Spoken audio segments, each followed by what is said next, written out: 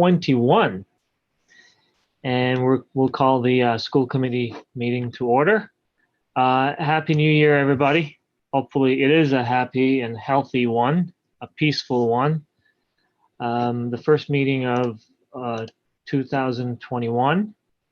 We're gonna start as usual with our consent agenda, which included both sets of minutes from December 15th and December 23rd. If anybody got a chance to look at them, can we have a motion to approve the consent agenda? I can make a motion to approve. Thank you. Is I'll there a second? Thank I'll you, second. Jen. Any questions, comments, edits to the minutes? Okay, hearing none. All in favor to approve the consent agenda, please say aye.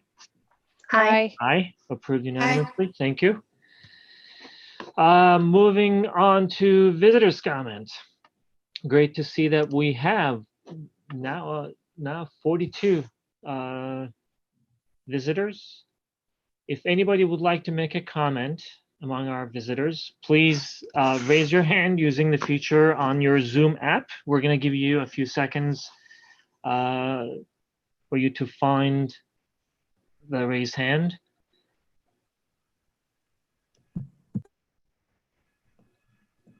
Okay, there's one, I think. There is Lynn. All right, so we'll Lynn here. And then you can unmute yourself and speak. Hi. Hello. I was calling in and just wanted to share my concern about not Lynn, having. can you please let us know who you are and where you reside, please, for the record? Hi, I'm Lynn Pollard. I'm a special ed teacher at East Meadow School and I reside in Ludlow. Great, thank you. So I wanted to speak up for my 9 students who are within the special population. 4 of whom are nonverbal, who are missing out on working on their activities of daily living skills and their behavior and communication skills. They struggle not being in school. And I think they have the most to lose by not being in school. And that's all I wanted to say.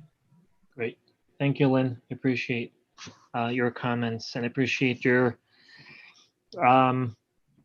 dedication to the education of those students who are in really high needs. So thank you for speaking up. All right. So okay, how am I going to move Lynn to the other side? Okay. Anybody else among our visitors who would like to make a comment?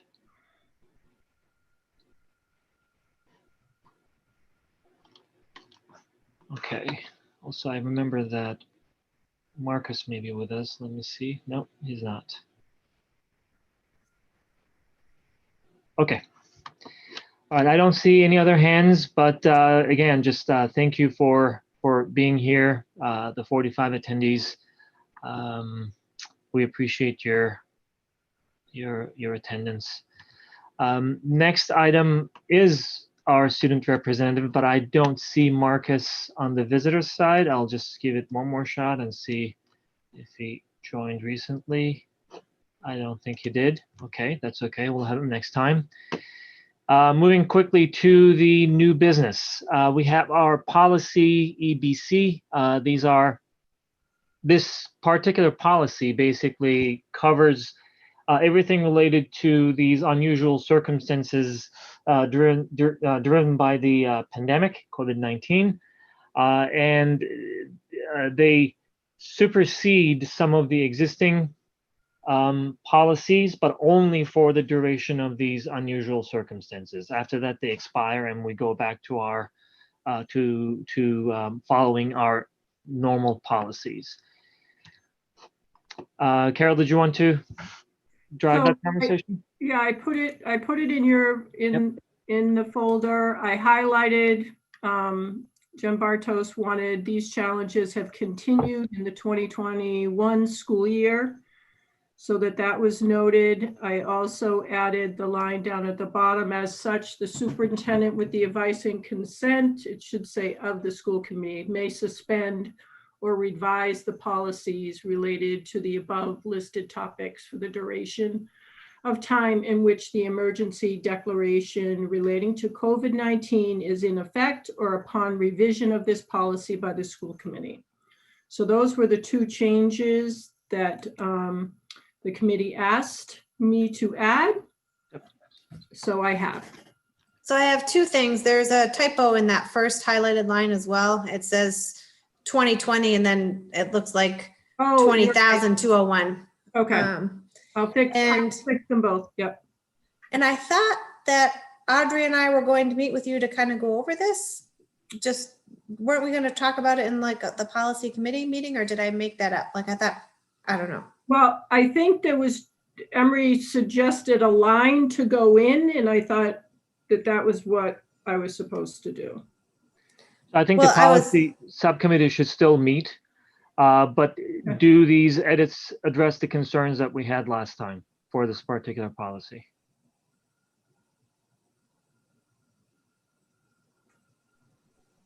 Or are there any remaining concerns about the language that is in this policy? In which case, if there is more left to discuss, then I would say, yeah, probably the policy subcommittee should meet with Carol. Okay. What do you think, Audrey? We had talked about it. I don't know. I think I'm okay with it if we clean up the typos, but I just felt like it felt what's the word I'm looking for? Open-ended to me. Like I thought we were going to have some additional discussion. So I just want to make sure that we close the loop. I agree. It's the document itself is fine with me, but I'd love to get some dates on the calendar if we're going to start doing that subcommittee group. Okay, so is it fair to say that we're possibly talking about two different things, which I understand and I agree with what you both just said. The policy subcommittee, absolutely. Just, we need to really get that subcommittee going, not only for the changes, but for some of the policy tweaks and changes that may be related to the pandemic that we're in. It would be good to have that subcommittee's input before it comes to the school committee for approval. But I think I heard both of you also say that you were okay with the edits, with the exception of the small amendment to the date, to the years that. I'll adjust the typos too. Okay. Is that correct? Is that? We need a motion to approve this, right, Emery? Yes, we do. I'll make the motion. Can you please say as amended so that we can cover the amendment, Sure. Little amendment for the Yes, date? of the policy EBC COVID-19 with the amendments of the date in the top portion and the typo in the bottom portion as well, the two highlighted sections. Right. Thank you. Second. Thank you, Jen. Any other questions, comments, discussions on the policy EBC? Okay, hearing none. All in favor to approve the policy EBC, please say aye. Aye. Aye. Approved unanimously. Thank you all. Let's see. Next item, moving to our continuing business. We have an update on winter sports. Allie had started sharing some of the conversations that she had and meetings that she attended with other school districts related to winter sports, and we asked her to come back with some additional information.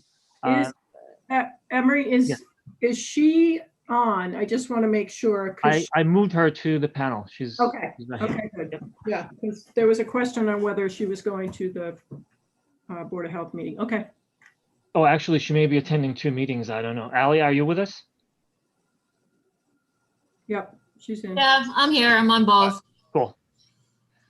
All right. Will you be able to present, or should we get to later? Trying to get a pulse on the Board of Health right now, so I would say later would be preferred. Okay, so we can just move your item to a little later. and then go to the reopening planning process with updates from the safety committee. Okay, so the safety committee met right before vacation and talked about some data points that we were going to use. And I'm actually going to share my screen with you. The highlighted areas are, hold on, let me share my screen first. So we met and we talked about data points. Oh, you need to let me, Emery. Okay.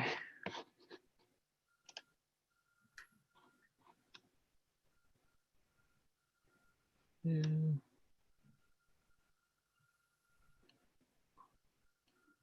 don't know how. You click on share screen and you let more people. Okay.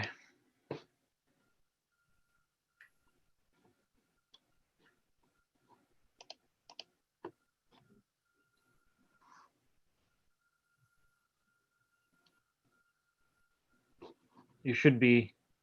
All set? Yep. Able to. Okay.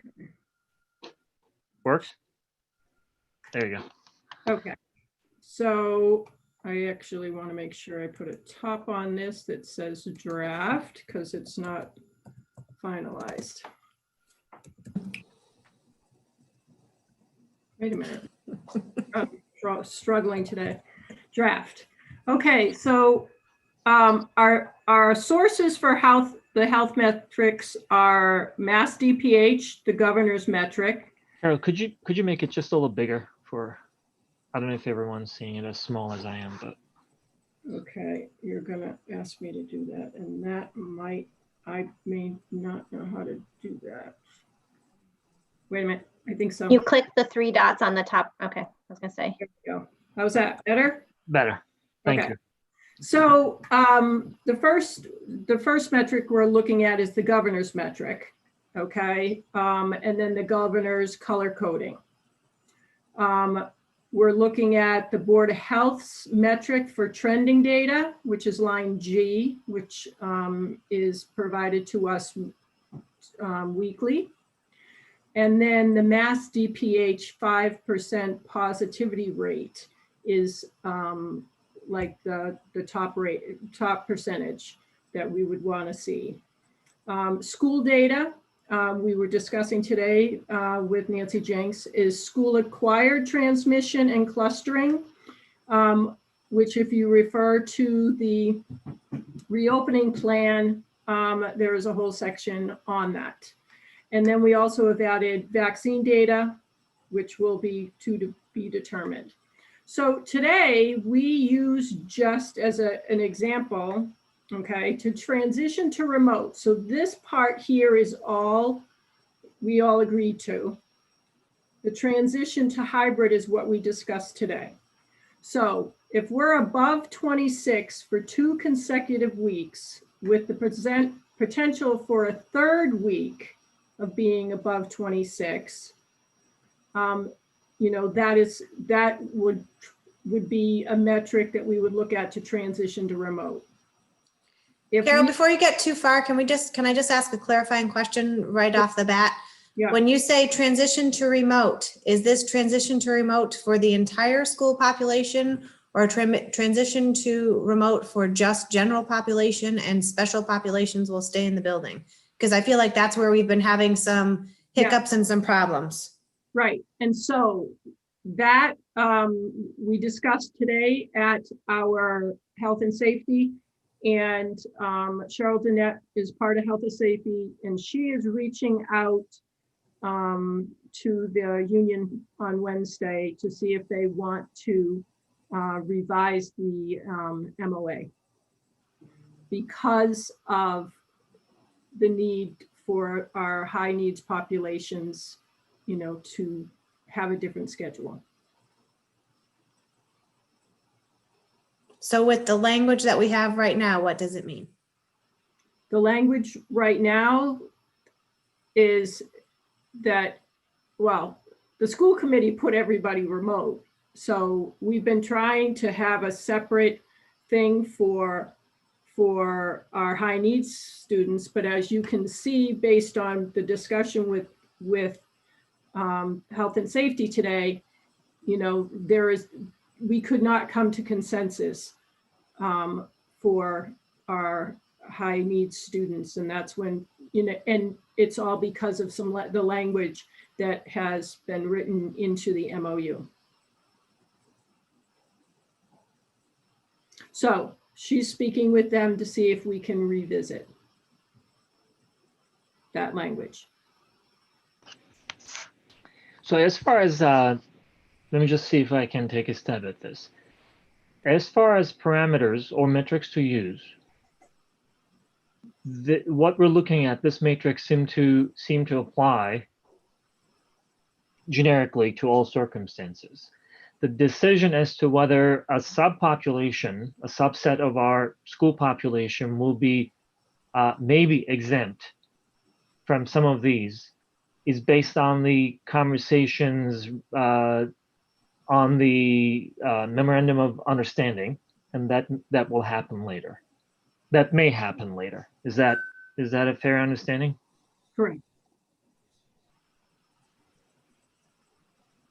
So as far as when we move to remote status, when we switch back from remote to hybrid, this matrix basically is creating that framework, but the applicability may or may not include the high needs population that we've been talking about, depending on those conversations, additional conversations with GEA. Correct. Okay. Jen, does that answer your question? I'll just move along. It's fine. Now, what's the concern, Jen? I just feel like we're putting more parameters around, but we're not really getting to the point that keeps getting us hung up with stuff. So I thought we were going to have, and it's entirely possible it's because I'm tired and it's not sinking in, but I was looking for more of the answers, and I guess we're just not there yet. That's all. Well, at the end of the day, I think some of the answers will need to come from the school committee. If the school committee has strong feelings about saying this applies to everybody, then we should have that conversation. We should not just, let it go, because I think that's part of the reason why it keeps on coming back to us without necessarily a solid answer at the end of the day. And I think it would be okay. That would be fine.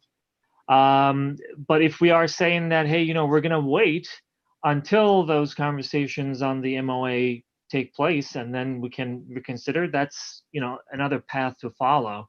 But again, this entire thing was still is owned by the school committee. We made the decision related to the reopening plan based on the recommendation that we received. So don't hesitate to, say, hey, you know what? The language should be stronger and we should be following a certain path. And we will have some more conversations a little later anyway. Well, I guess that's just it. And I feel like I'm beating a dead horse, and I apologize, but I feel like we have made decisions and tried to make decisions, but it's not really just up to us. There's a lot of other players that are influencing and have a lot of power and ability to make the decisions. So I think that's where does anyone else know what I'm trying to say? Or am I coming across like deaf, dumb, and blind, like the way I feel right now? No, I mean, like, even as right now, as I'm like analyzing and looking at this data, are we really coming back next week? That's what I'm saying. Like, and so these decisions are not really up to us. Thank you, Audrey. That's what I'm trying to say is, we're saying that it's up to the school committee, but really it's not. There are so many other influences. And of course it's because people are getting sick in the community, and I get that, but these factors and things, the metrics and all of that are are from an outside influence coming in. So it's just how we're interpreting them and how we want to see, so it's not really the school committee's decision. We've got the Board of Health has a big influence on this. And, so I just don't know what the bottom line of this is that's going to come. And we need to have, again, additional discussions with the GEA, and I get it. And I 100% respect that, but I feel like we're spinning our wheels a little bit. So I want to know what the outcome of this is supposed to be for. I mean, we can all read it. I get it. I'm not sure where we're supposed to go with it because I don't feel like there's any decision for us to be made from this data. So I think the decision for us to make is to really, similar to this conversation, have, our thoughts, let our thoughts be known, but also say we are adopting this as our framework. And going back to what Audrey was saying, based on the reading of this, I'm thinking that we're not coming back next week. This is basically this framework that I'm looking at. Maybe I am misinterpreting it. It's telling me that we are falling into some of the criteria that are listed there, and we're not coming back next week.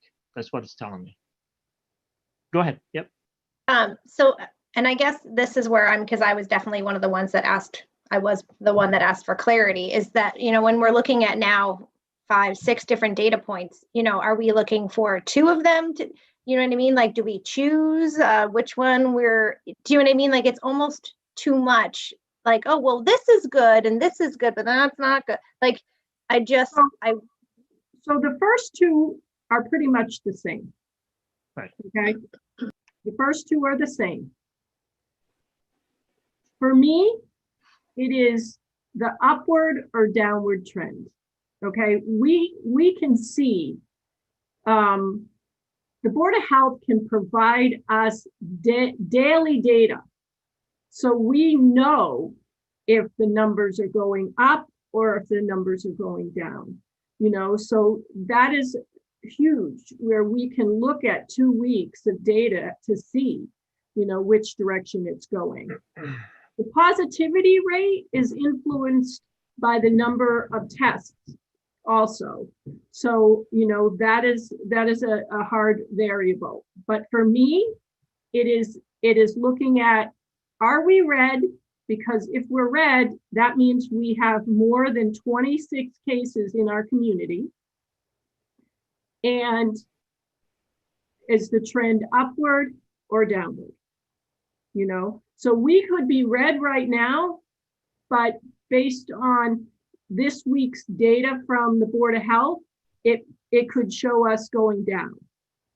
Unfortunately, the data for the past 2 weeks is upward. It hasn't gone down.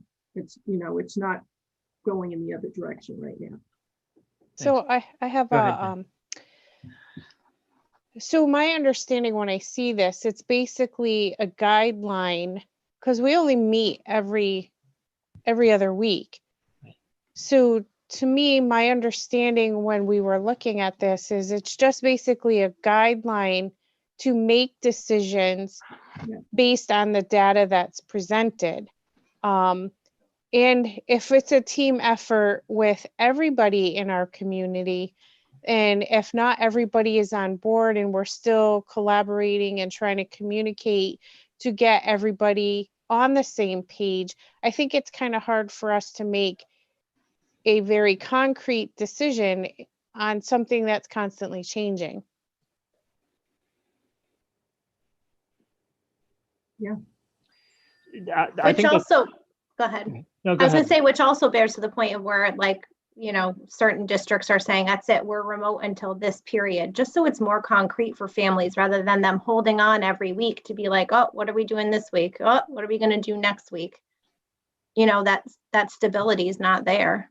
Right. And that's why there was nothing, really written other than, I took the school committee's lead. We had 2 weeks of red. We had the potential for a third. The school committee met and put everyone remote. So I went back to the health and safety and used that somewhat as a framework. And then we picked the other key factors, that other districts are using as well. So a couple of things. Let me start with this one. What would be a good example of other districts having concrete other than just giving a date, and then maybe having to really discuss again and just move that date up? How would that be different than? I don't know that you can. I mean, it's the data. The data's the data. It is No, a that's what I'm moving trying to target. understand. I mean, you mentioned that there are some other districts that provide more clarity. Only that they've made a different decision, I guess, for a certain amount of time, that they're revisiting it in however many weeks. It is hard. I can see both sides. I can see that parent side of the unknowing, of, okay, what are we doing this week? And I see the side of, we want to get our kids back. Yeah. So at least from my perspective, let me, just share with you all what I'm thinking. I really appreciate, and just, I'm saying this and hopefully it doesn't come across as lip service. I really appreciate the conversations that we're having, because that's what we're here for. And I can also appreciate the difficulty of the conversation, because we're trying to balance two things, or at least our conversations have been focusing on balancing two things. One is what we are normally here to do, which is prioritize the educational needs of the students in our district, the teachers in our district, folks who work in our district. So our perspective typically is educational. But we are in a very unusual period where, one word that we always use and say is our priority becomes even more significant, and that's safety, the health of everybody. And at one point, from my perspective, again, this is my personal account of how I'm feeling. We have to look at, okay, yes, educational needs, very, very important, but there's a risk, a health risk, a very severe health risk on the other side. Does that risk overweigh the other one? And under these current circumstances, again, just even looking at these, based on every single criteria that is under that transition to remote status, even if we were to pick 1, 2, whatever, we exceed the transition to remote status criteria. So I appreciate this, because as some of you already said, it really now follows from the conversations that we had. It will never get to that level of clarity where it's going to be, hey, you know what, here's a matrix and it's going to tell us what to do. It's not the magic wand, but it is a good set of criteria that can help us with these conversations. But at the end of the day, it is really the health risk. If it is outweighing everything else, as we are really looking forward to getting that vaccination for everybody eventually, we really should not lose sight of that risk and hit it against the educational concerns that we have and make a decision. But I think this matrix that we're looking at provides us a good set of guidelines. We don't have the how we come back guidelines.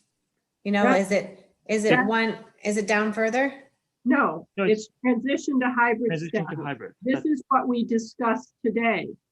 But as I said, we could not come to consensus about if high needs kids should come in at a different schedule. And that's why Cheryl said that she would reach out to the GEA to see if they wanted to revisit the MOA regarding high needs students. So we can't even really make a final decision on this until we know where the union stands. Technically, we can. Yeah, technically you can. Well, yes. technically, yeah, but do we really want to end up going through the motions of not? So I can tell you that the Board of Health and the school physician is in support of the high needs students coming in. I can tell you that, and I told you when we had our last school committee meeting, that I had surveyed all of the staff that work with those students, and they all responded yes, that they would be in on January 4th. Unfortunately, we looked like this, not even as bad as this, as far as the current state of COVID in Granby. So, I mean, that's why that decision was made. Well, we did end up receiving an update that there was some questions, right? Which is why they ended up remote this week. They ended up remote. They were concerned about the numbers. Yes. Right. You know, and so.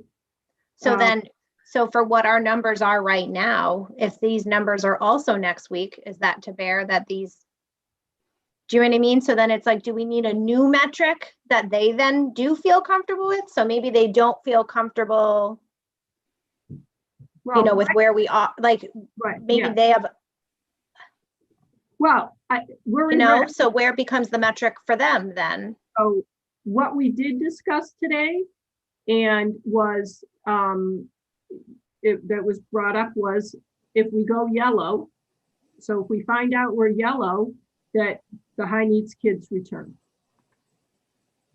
But we couldn't get consensus on that, and that's why, this has been yellow, because it hasn't been, it's approved. This is approved for for all the other students, but I tried to push the issue of the high needs students being prioritized.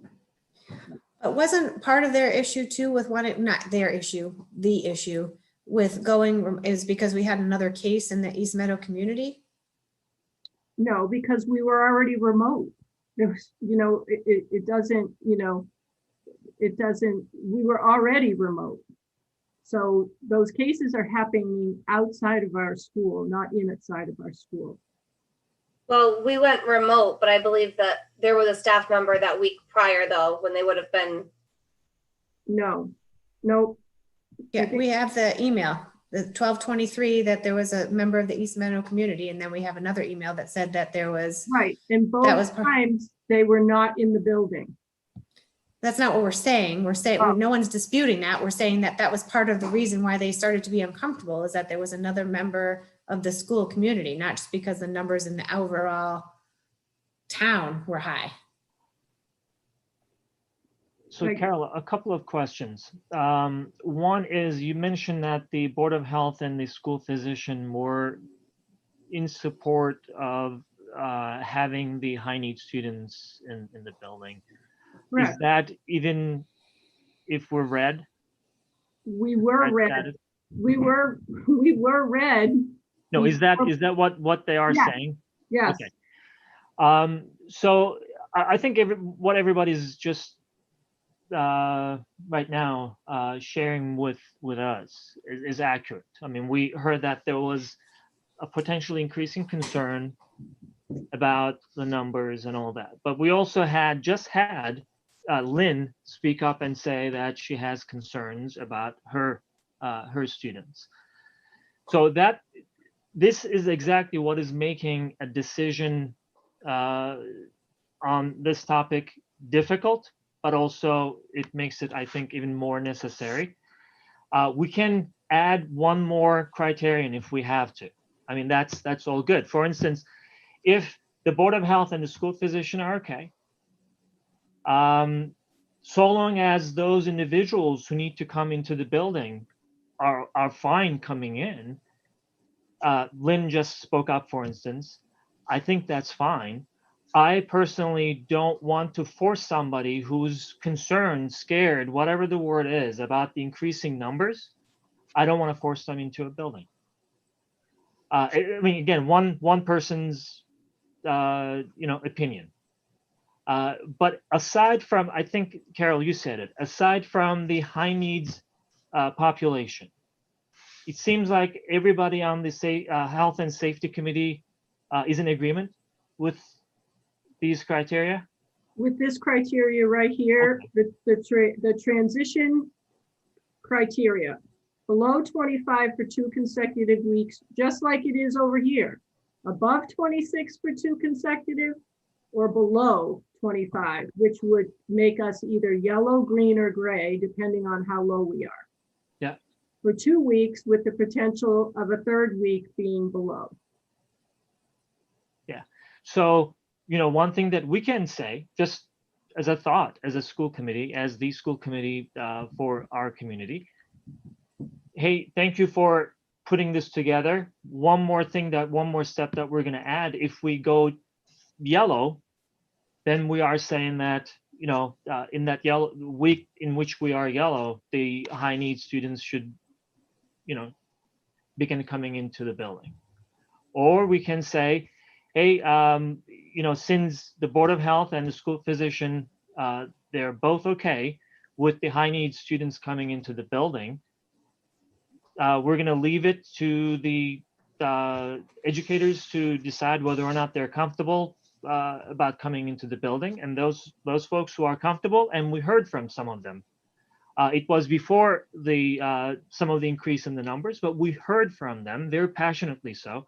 If they would like to come into the building and they can be with their students, then that's another approach. That's how we can phrase it as well. But for the remainder of our school population, it seems like the Health and Safety Committee is making a recommendation to adopt these criteria on this matrix that we're looking at. Is that correct? Correct. So my next question is, if we have, I feel like I'm really jumping the gun and the first one to talk, so I kind of apologize No, because that's good. I don't want to step on anyone else's toes, but I'm going to just go for it. So for these, how can we make any kind of a phase-in plan? Because we're talking about being below for 2 consecutive weeks, and then with the potential of a 3rd week, but we have phase-in plans that are 2 weeks. So we're looking at it like a 5-week window in order to add any group in. We don't have enough weeks left in the year to be able to get everybody back. Right, but my feeling is we shouldn't change the dates that we're saying they're. Well, we sort of have to, because we're based on this, no one's going back next week, and then have to have the numbers for yellow, and that's like I agree. I advocated for 1 week. Once we turned yellow, and we had a potential, so we weren't going this many weeks. But Stephanie was on the committee, and people were saying, if we're doing 2 over here, we should do 2 over here. I did not agree, but I am one voice. Because I agree with you, Jen. If we're going to stagger kids coming in, we're never going to see all the kids back in. And my feeling is that once we get yellow, it shouldn't be a stagger. We should, if you were in the building, you come back in the building. We're not taking, bringing them in a little at a time again. Everybody that was in comes in. And then we keep moving, and maybe we shrink the groups in between. So it's not 3 weeks, it's 1 week. We did talk about that last time though with the nurse though. Yeah. And that wasn't really. I know there's no playbook for this. Let me just. No. I mean, I think that's patience. Well, the difficulty is we are trying to create certainty for a situation that is uncertain. So, the phase-in plans and everything they're all our attempt to create certainty around how we can go back to something close to normal. Mm-hmm. But the uncertainty around us continues, and that's what makes it a challenge. Stephanie, since you are on the Health and Safety Committee, anything you want to add, anything else that you would like to share with us? Not really. I think Carol really said it all. There was a lot of discussion about this chart. I think it was helpful to create it so that we could see, like Carol said, the trending is definitely one of the most important things to look at, which way we're going as a town. But there was definitely a lot of questions about creating another table or something for special needs and the kids who we don't want to keep out of school too long, who can't thrive in that environment. So I'm not sure. It's like you said, it's tricky, and doing the whole 2 weeks, to me, and a few other people too, it's hard to say that we need 2 weeks of red to be able to go remote, but then not do the same to transition back in. It seems that was a little confusing. We kind of thought, some of us, that it should be similar. Either it's both like a week of this and a week of that, or 2 weeks and 2 weeks. I don't know what you guys feel on that, but So here's a question. Just let's brainstorm for a couple of minutes. If we were not at that level above 26, right? If we're below that, and let's assume that means yellow, whatever number it is, then we would be okay having some students in the building potentially, and that could be the high needs population, correct? Yes. So when we look at it, you asking me, or are you asking them? no, in general, I'm asking everyone, just brainstorming. I'm just trying to basically. Doesn't mean that I have everything here, so that I'm trying to basically use everybody as a soundboard. So help me out here. So if that's the case, looking at it on the other side of the spectrum, after we have gone to red and we said, okay, we are remote. If the numbers are coming down to that yellow, and if that is an indication that, at least based on the numbers, there is less of a concern about having some students in the building, I don't know that, we need to really be away for so many weeks once the numbers start going down, because numbers going down is a good thing. Numbers going up and remaining up and in red is a bad thing, right? But once they start coming down, I'm not sure that we need to remain away for as many weeks as we we had for red color. So I guess what I'm saying is that can be 1 week, and we can just gauge whether or not we're in this anomaly or it's something is changing, and then bring those populations that we agree on back. I would like to say that I think it should be 1 week with the trend for a downward trend for the second week. So you have that safety built in. But if we, at some point, we can be incredibly cautious, and I'm not saying throw caution to the wind. I want to be crystal clear about that. I'm not saying throw safety out the window or anything else, but there's also a point where we can be so incredibly cautious that we will never move forward.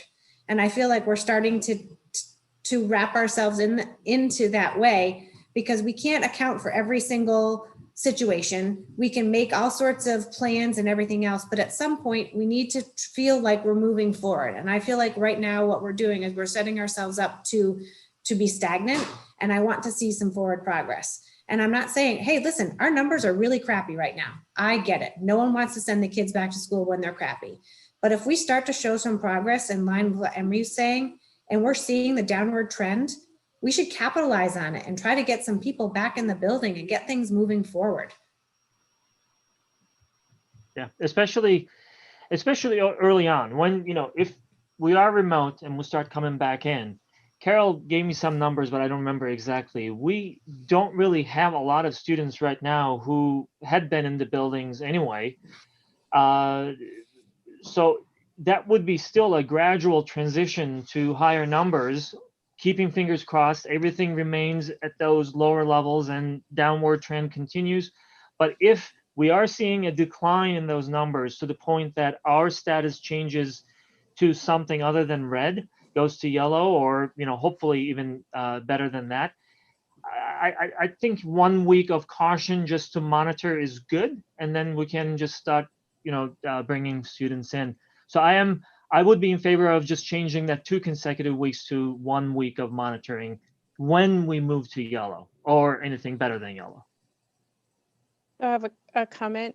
Yep. So if we're looking at high needs, and if all the people that are directly related with the high needs are on board with coming in, even though we're red, and everyone else comes back based on that, on this protocol.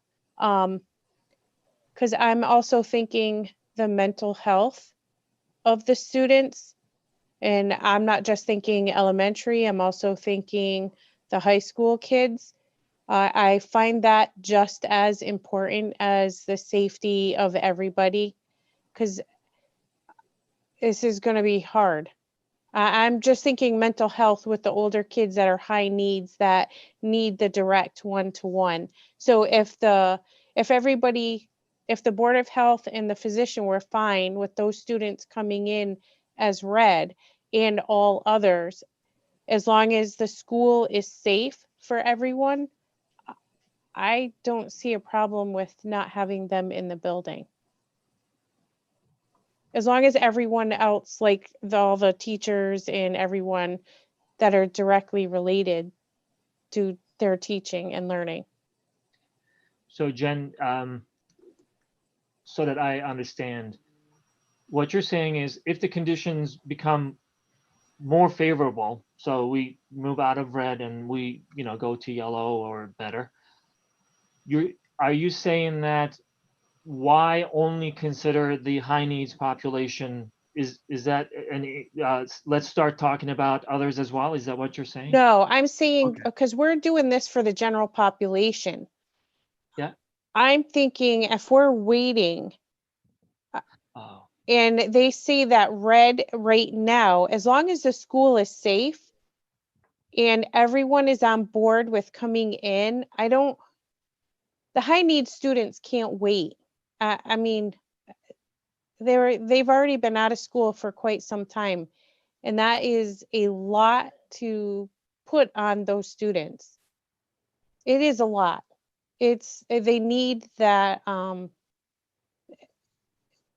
they need the contact. And if everybody's on board with being in the current condition and they're okay with being in the building and everybody is doing everything for it to be safe. I mean, because we're all looking at just COVID, but there's other things outside of that that can be just as detrimental.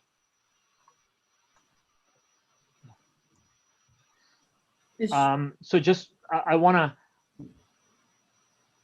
my personal view, I agree with what you're saying. It is really very important for those students, and we talked about this many times, to be in contact, to be instructed in an in-person environment. That's understood.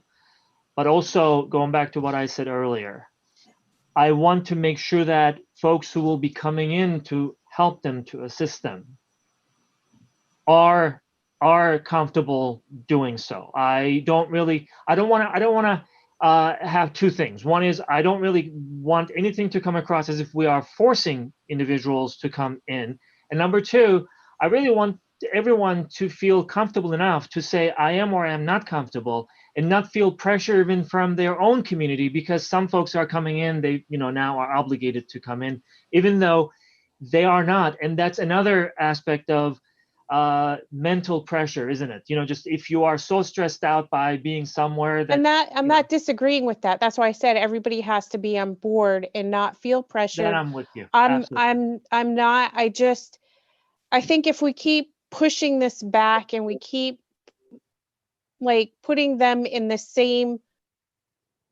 on the same plate, and they're two different plates, and if we have people that are willing and they don't feel pressured and they feel safe based on the protocols that are in the school, and the school environment is safe for everybody, I don't think that we should keep putting them in the same position as everyone else. I'm just thinking of the mental health of the students and the students' families while still keeping everyone safe. Agreed. I totally agree, but just to clarify too, I feel like there's been a little disconnect, because that survey that was put out where they, it was 100% said that they were comfortable. Shortly after, there was another case, and then we got another, type of email saying Now there's quite a few that aren't comfortable. So same thing. I just don't want people to feel pressured to say, yeah, I'm comfortable if they're not, given where we are, because I think that things have definitely changed since we heard from them pre-vacation. And I just want to make sure that everyone is comfortable going in and is not feeling the pressure of other people coming in and now I should, even though I think that's a really fine No, line. it shouldn't be, and that's not what I'm saying. I'm saying those who feel comfortable, and it shouldn't be a pressure. I mean, we're all a team. We all want one thing. We don't have enough staff. I guess that's my concern. What if we don't have enough? Then how would we go about, we can't cherry pick who comes in. I would be worried that that could be a possibility. Yeah, I'm not sure about the logistics of the whole thing, but you know, there's always another side to each one of these scenarios. So again, just as I said earlier, we're trying to balance multiple elements against each other and then find the best solution. You know, at this time, the biggest driver is the increasing numbers, and you know, I can't not respect folks who say I'm concerned and you know, but at the same time, what Jen mentioned, and I think Stephanie, you said you agreed to that as well, that you know, there's a population that really needs to be assisted. And that's a big concern also. But the logistics part, that's not clear, right? Just because we don't know who will feel comfortable. But again, just the other side of that is if someone is not comfortable and the numbers within the building will not be sufficient for all the students, that in my mind, it should not mean that we now force folks to come in, or, you know, they should feel like, hey, you know, somebody's pressuring me to come in. It should be a transparent conversation for us to understand who can be in the building. And if everybody at this point in time says, hey, you know what, the school building is safe enough for me to be in there, wonderful. Because again, we just heard even during this meeting at the beginning, Lynn spoke up for her students, and I respect that. I mean, it's one of those things that really touch us, right? Just, you know, our community is really concerned about the well-being of the students in our community, but also we have other folks in the building that, you know, we need to consider as we're making this decision. Carol, I like what you added for the consecutive updating for the one consecutive week, but it should be one consecutive week with the potential for a second week with a downward trend. Like we want to make sure that we're clear that or at least that's the way what I was saying. We want to make sure that it's Right. Yep. it's bound. Yep. And then secondly, one of the things that I'm wondering about as we're talking about all of this is how are private schools doing this? Because they're housed in schools in towns where their numbers are red, but teachers are still going in all day, every day with a lot of success. So where,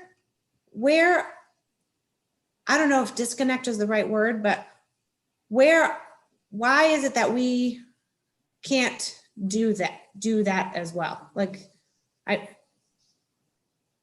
I think we've done really well. I mean, there are districts, I see the data from other districts in the number of cases.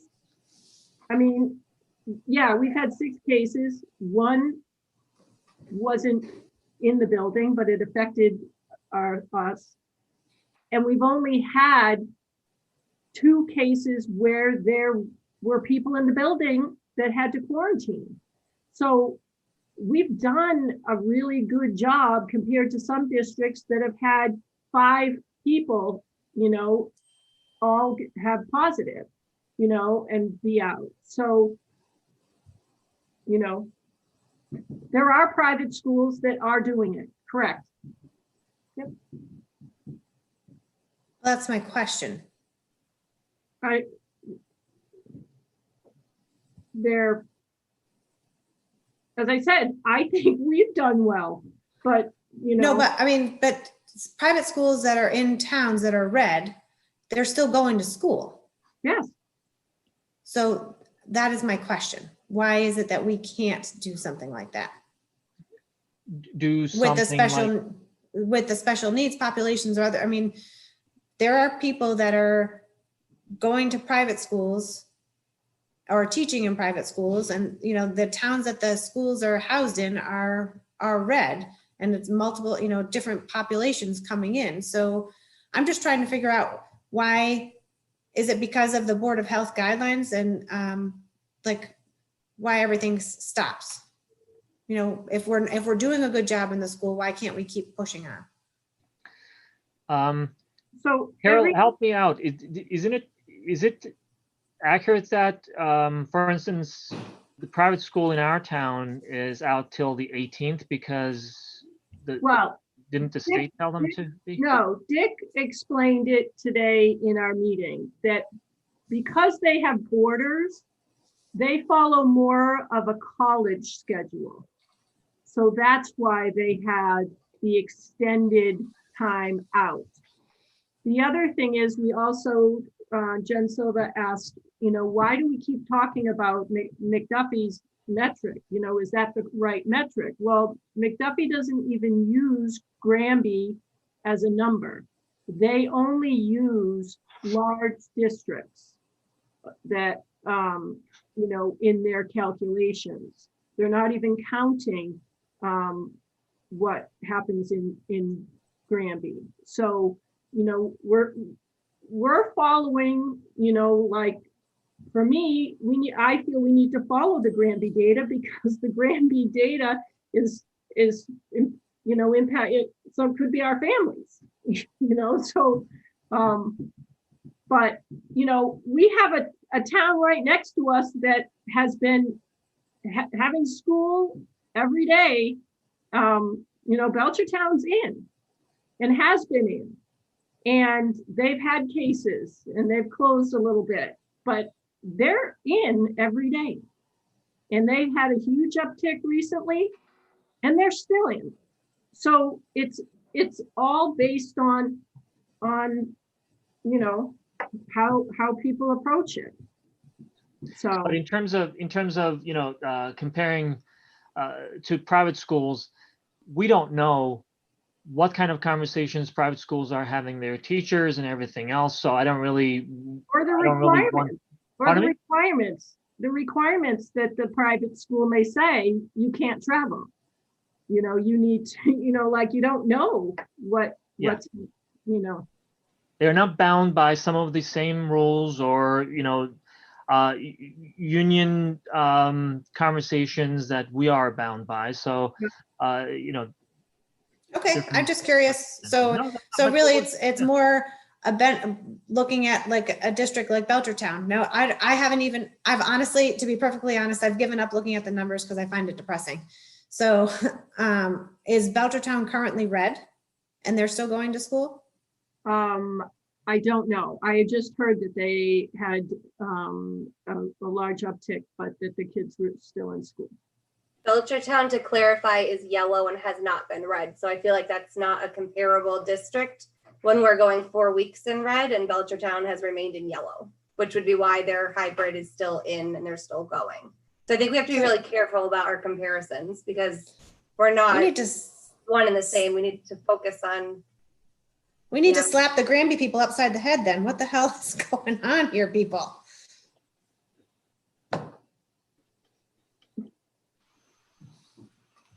Just a quick getting back onto this tool. Because we have our meeting tonight too. Can you get rid of the S after weeks on one consecutive week on the 2 that you changed?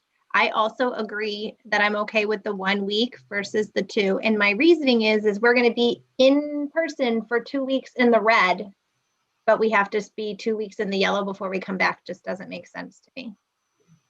For one consecutive, okay. Week. Yep. Right. And then add trend. Okay. With So a downward trend. Yes. And trend in that first one right one. there. Yeah. Yeah, with a downward trend. Okay. Thank you. Okay, And so going back to this. So we're saying one consecutive week with the potential for a second. So could we just say, like you've been saying, that if we go yellow, because we would go yellow, we would find out that we are yellow. We would know, early in the week, because the numbers are pulled based on the previous Saturday. We would know whether or not we're going to be yellow. And so if we know we're going to be, when we turn yellow, that following Monday, we let the high needs kids come in, because Stephanie brought it up, and I know, I think Cheryl's on the call as well.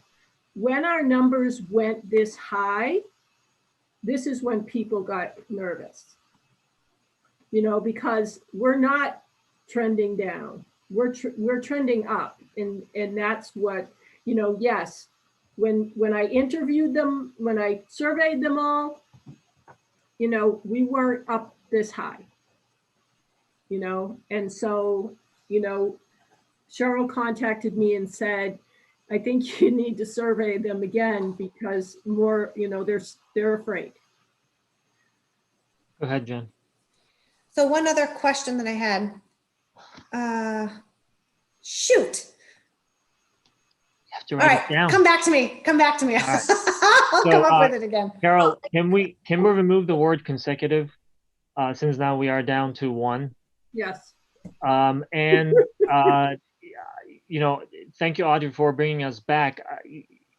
Do we have any other concerns, or can we adopt this as our framework, understanding that there may be some additional input coming to us after the GA meeting,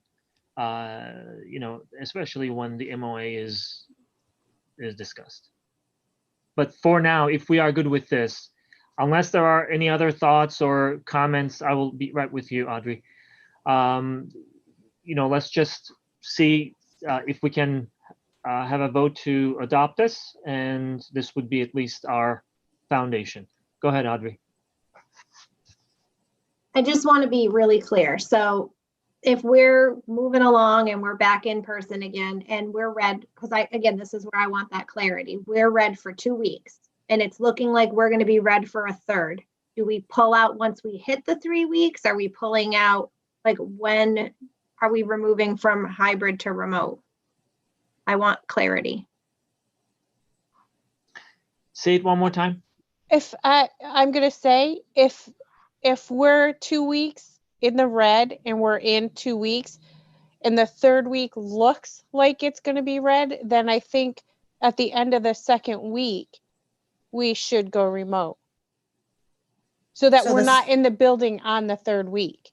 The start of the third week would be the remote. But when is the week for these numbers? Aren't these numbers pulled on Thursdays? No. Well, no, they're pulled on Saturday and they're posted on Thursday. So by the time we see the numbers, the Thursday numbers will have already been in the third week. So the Board of Health actually pulls these numbers daily as they get updated. So there's a spreadsheet that the Board of Health is updating.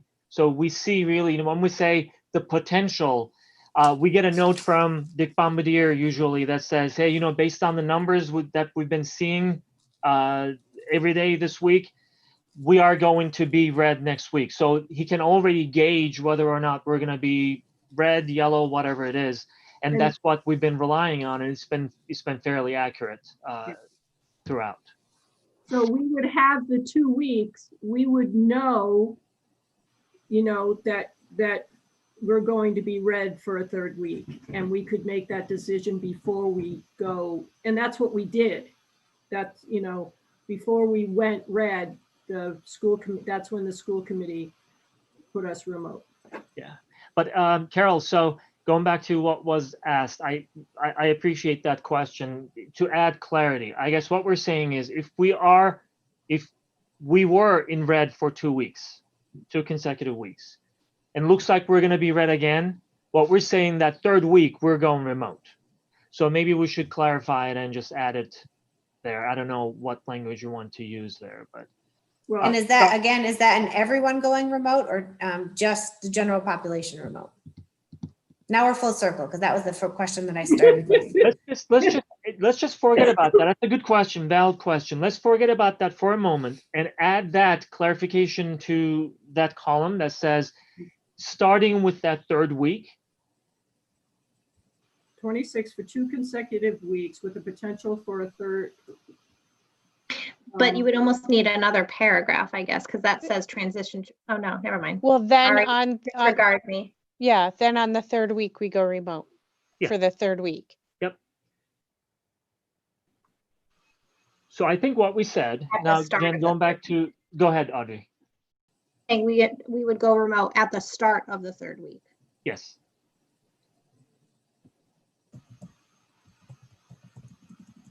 Can you just clarify this 1 week with the potential, the second week yellow, just so I can fully understand? Well, the 1 week, actually, that means we are already in yellow. That means we're out of red. That Yeah. 1 week, we are already out of red. And we are seeing that we're trending downward and we're not likely to go back into the red territory. Then we say, okay, we're just, we're coming back. That's how I'm reading that one. So is it really 1 school week though, or would that be 2? It would be, it would be 1 week, 1 week, and then you would be going if it's a downward trend. So I think, Stephanie, good point. That I think that requires the same clarification as the other column to say we're returning on that second week, provided we are seeing that downward trend. So for 1 week of being the first week that we're finally yellow, we're remote. Right. And then we'll go back the second week if it's still going to be a yellow with a downward trend, right? So we will. Does it help, Stephanie? Is that what you were asking? Okay. Hybrid. The start of the second week.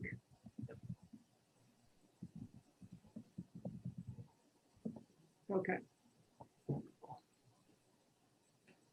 And the same would apply to the, Yes, Second I think I'm going to put those kind of two together because they are the same. They're, Yeah. they're, you know.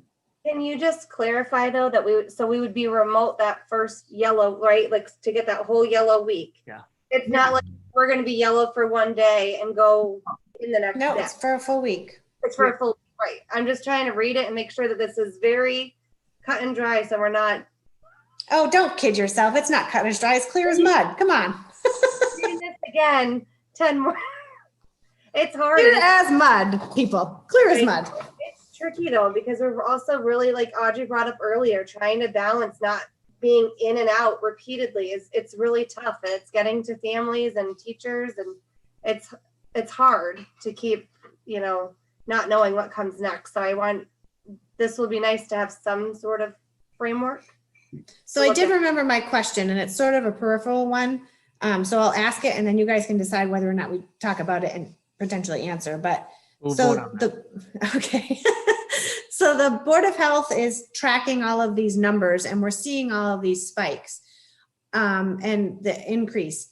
But are the increases actually in the school, or is it peripheral numbers? It's not in the school. Because we asked for that information. Okay. But contact tracing may touch the schools, correct? Yep. I think that's what Nancy was saying last time. Right, but those people could quarantine. We could still go to school. That is. I'm still curious though about how many people are testing their younger children, because I remember hearing about a case way back in September, and they just assumed the younger kids had it and never tested them. Do you know what I mean? That happens too, where they're not testing necessarily the youngest kids. Right. They've been exposed. They assume they have it. So. Well, they quarantine them, and if they have no. Correct, but Yeah. they're not technically counted in the numbers unless they're tested. So. No. That's correct. And even with a negative test, we're still requesting that you quarantine anyways, because that it is hard. So a lot of people are choosing to just, regardless, for their family, they're going to. Right. Why bother test if you'd have to quarantine anyway and expose a young child to that? So. So I will just bring us back to this.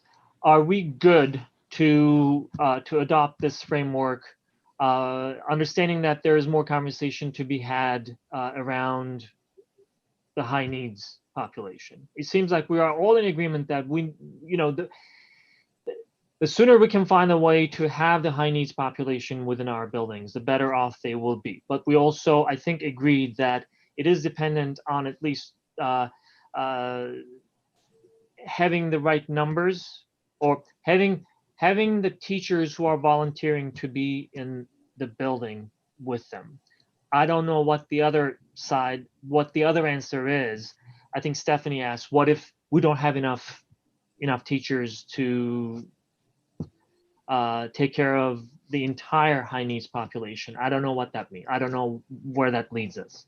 And then the other question we've gone around with, I feel like, is when we say special needs population, who are those students? Because we've brought in more students than were originally special needs over the summer. Like, I feel like I remember, Stephanie, was it 9 or something? We had an offline conversation, and I think there were like 9 kids or something over the summer, right? And now we have, what's our total population of special needs kids that are going in now?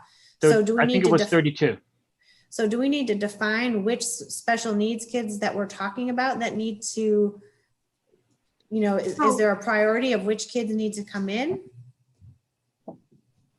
So then we know how many staff members we need to have to get those people in. And my other question is, because I don't really understand, is anyone that is a certified special needs teacher, can they help any of the kids that come in, or do some of them need like a particular person because that's what their routine is based on? And how does that work? And do we work on trying to get sort of a baseline acceptance from some of these people that say no matter what they're ready to come in, so we have it sort of on file? So at the beginning of the year, we wrote an MOU, and in the MOU we talked about when it was time to bring the high needs kids in, that we made sure that we got not volunteers as much, but we paired adults that needed remote positions with remote children. And the others were paired with children that would come in. So at the beginning of the year, we did all this pairing so that we have established staff that know how to work with these students. It's not as easy as saying, well, we can have this person work with this child. It doesn't work. Okay. And that's why we did it at the beginning of the year, where people let me know that they had childcare issues or they had medical issues and they couldn't be in the building. Okay, we set you up with a remote child versus an in-person child. So yeah, if we don't have the staff that is willing to come in to work with them, it's not as easy as getting a substitute for this level of student. So, as far as, go ahead. You've done a great job. I really appreciate all the work you guys have helped kind of streamline this and make it understandable. I think if we just said, if we go yellow, high needs kids come in, because either way we're yellow. We're not red, we're yellow. So if that would, to me, because right now with the trend the way it is right now, some of those staff are afraid. There's no doubt. And if I surveyed them, I don't think I'd get 100%, because we're not going in the right direction. But if we go yellow, we are going in the right direction. So if we were to add something in that first box where your cursor currently is, that says, the first week would turn yellow, high need students come back in. The only challenge is going to be, because we always have 2 million questions for each one of these scenarios, right? How will we know that we're going yellow? Hopefully the numbers that we're going to we're going to see will tell us that we're going in that direction.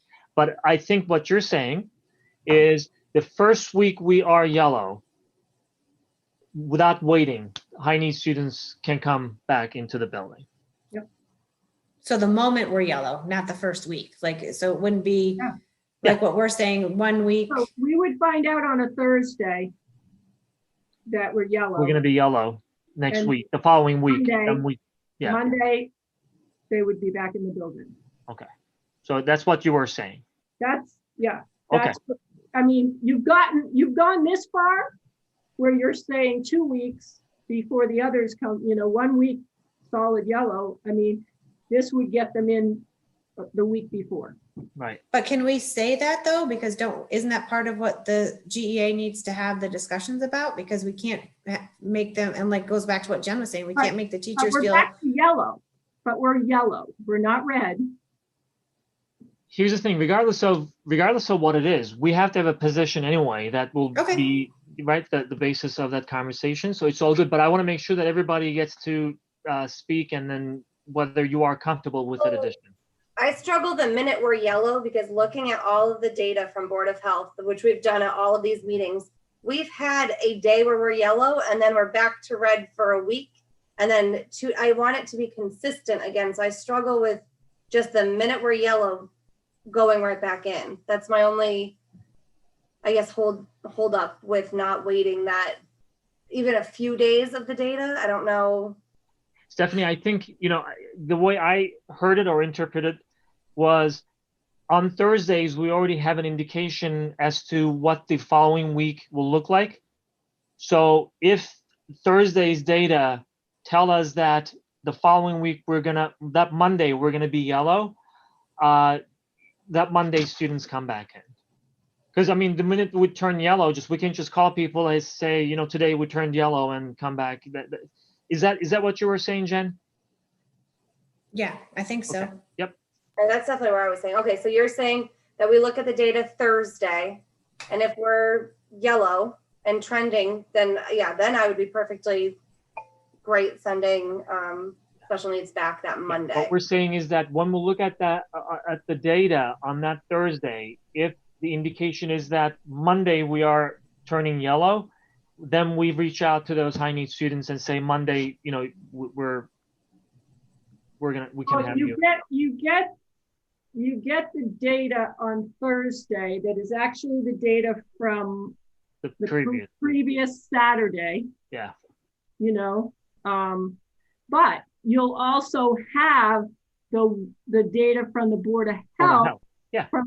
From that Monday, Tuesday, Wednesday, Thursday, to show you whether it's a downward trend. Yeah, because we need that. That's really the key, right? Is the downward trend. We want to make sure that we're not, just because we're yellow, that we're, like Stephanie said, we can't be yellow for a hot minute and send the kids back. Right. And I feel much more comfortable saying it that way than just saying the second we turn yellow, we're going to call everyone up and go there tomorrow. I think that was, because just for planning purposes too, for everyone, hearing it that way, what Emery just said made sense to me. Okay. So then for saying being yellow with a downward trend. Yeah. Because again, these are those kids that really need that consistency too. Yeah. Can we add that, Carol, when we're all together so that, at least we see it? When the district, we should say, if yellow, well below 25, and the district turns yellow on Thursday,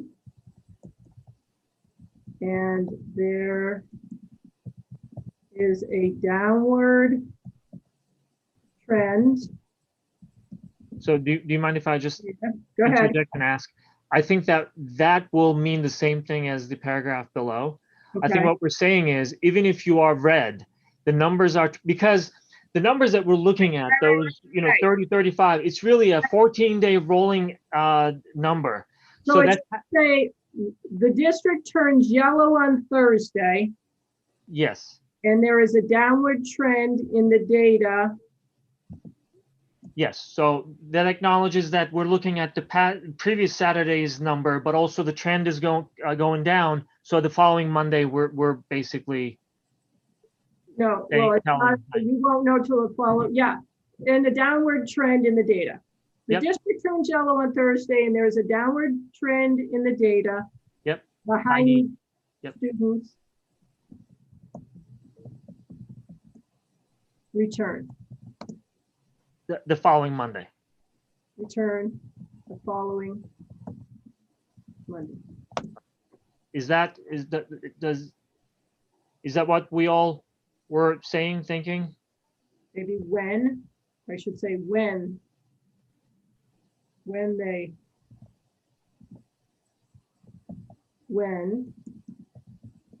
the district turns yellow on Thursday and there is a downward trend in the data for the following week, should I say?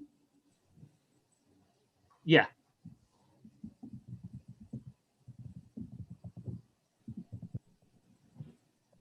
Week, the high need students return the following Monday.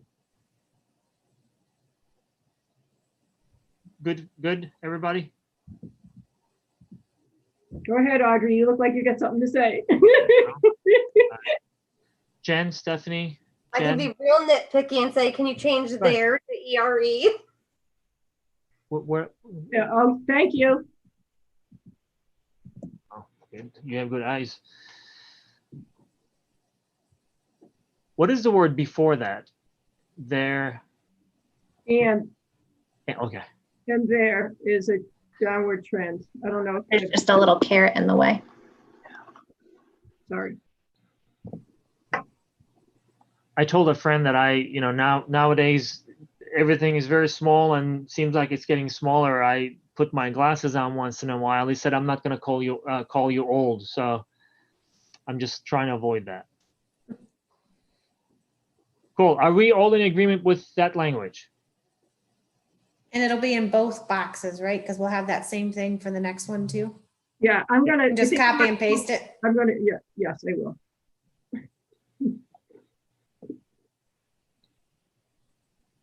Hold on. Our diligence is as if we're writing a legal document here, Carol. Yeah, Well, it kind of feels that way, right? It's, it's kind of an No, that's important good. deal. That's actually that. It's really both paragraphs that need to go down there, correct? No, same.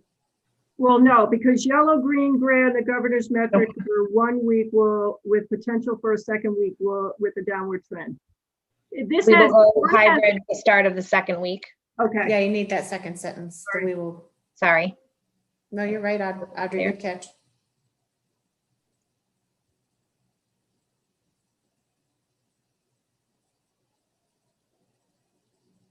Oh, teamwork. Good job. whew. All right. Okay, I probably need to add this too. We will go remote. Hold on. Yes. Well, And then save it. there's no save button in Google. Don't you know that? No, I don't. I don't use Google Docs, so. Oh, it's just saves on its own, they say. Yeah, it does. I've been more trusting of it. Let me tell you, I went kicking and screaming to Google. Okay. So I don't see Jen Millette, and we did not hear from her in the last few minutes. I just want to make sure that I see Still there. nods here. No, she's there, but I just want to make sure that she's okay as well with these updates that were made. Okay, so can we just make it official and just have a quick vote to adopt this as our framework, understanding that there will be some more conversations later on that may require some tweaks. But as it is, can we just adopt this as the school committee? I'll make the motion to adopt this document. All right, thank I'll you. second. Jen. All right, thank you. Any other questions, discussion? Okay, all in favor, please say aye. Aye. Aye. Approved unanimously. Thank you all. I agree with Carol. Good conversation. Good conversation and good changes. All right, awesome. And please thank you are both members, but the Health and Safety Committee for all the work that you've been doing, creating the framework and, providing feedback and recommendations. So really appreciate it. You're meeting every week at least once. So thank you for that. Cool. So next item, is Allie back? I think so. Well, she's with us, but I don't know if she's done with her meeting with the Board of Health. Yep, I'm back. You want to go and present? Yeah. Okay, I'm ready. go ahead then. Sorry, I'm laughing. I did not fall asleep. I don't know if you need me to share my screen. Is that something that you need? If there is anything that you would like to share, anything that changed, that would be good to see. So you had a document last week. Is it possible to put that up again and then just tell us where you stand and where we all stand and those school districts stand as far as winter sports? Yep, I do have the athletic director in South Hadley joining me to give an update on cooperative sports as well. Okay. I think for swimming and ice Right hockey. Yeah, he should be coming in. I just shot him a text. His name is Eric. If you can add him to Okay. the panelist, he Yep, should be I'll like do 2 that. minutes. Yeah, give me 1 second. I don't know if I can share my screen. I don't have many options. I have I mute think and I raise allowed hand. everybody. Okay, my only options are mute and raise hand. So we'll mute you then. Sounds good. At least using one of the options. It says everyone on the panel is now enabled to share. Is she not fully promoted to a panelist, maybe? I thought I did, but I'll just. For the record, I've never seen this screen before. That was a screen I had too when I came in and I was like, I can't see. Let me kick you out and bring you Nope, back I'm in. good now. You are? Okay. Yep, I got it. There you go.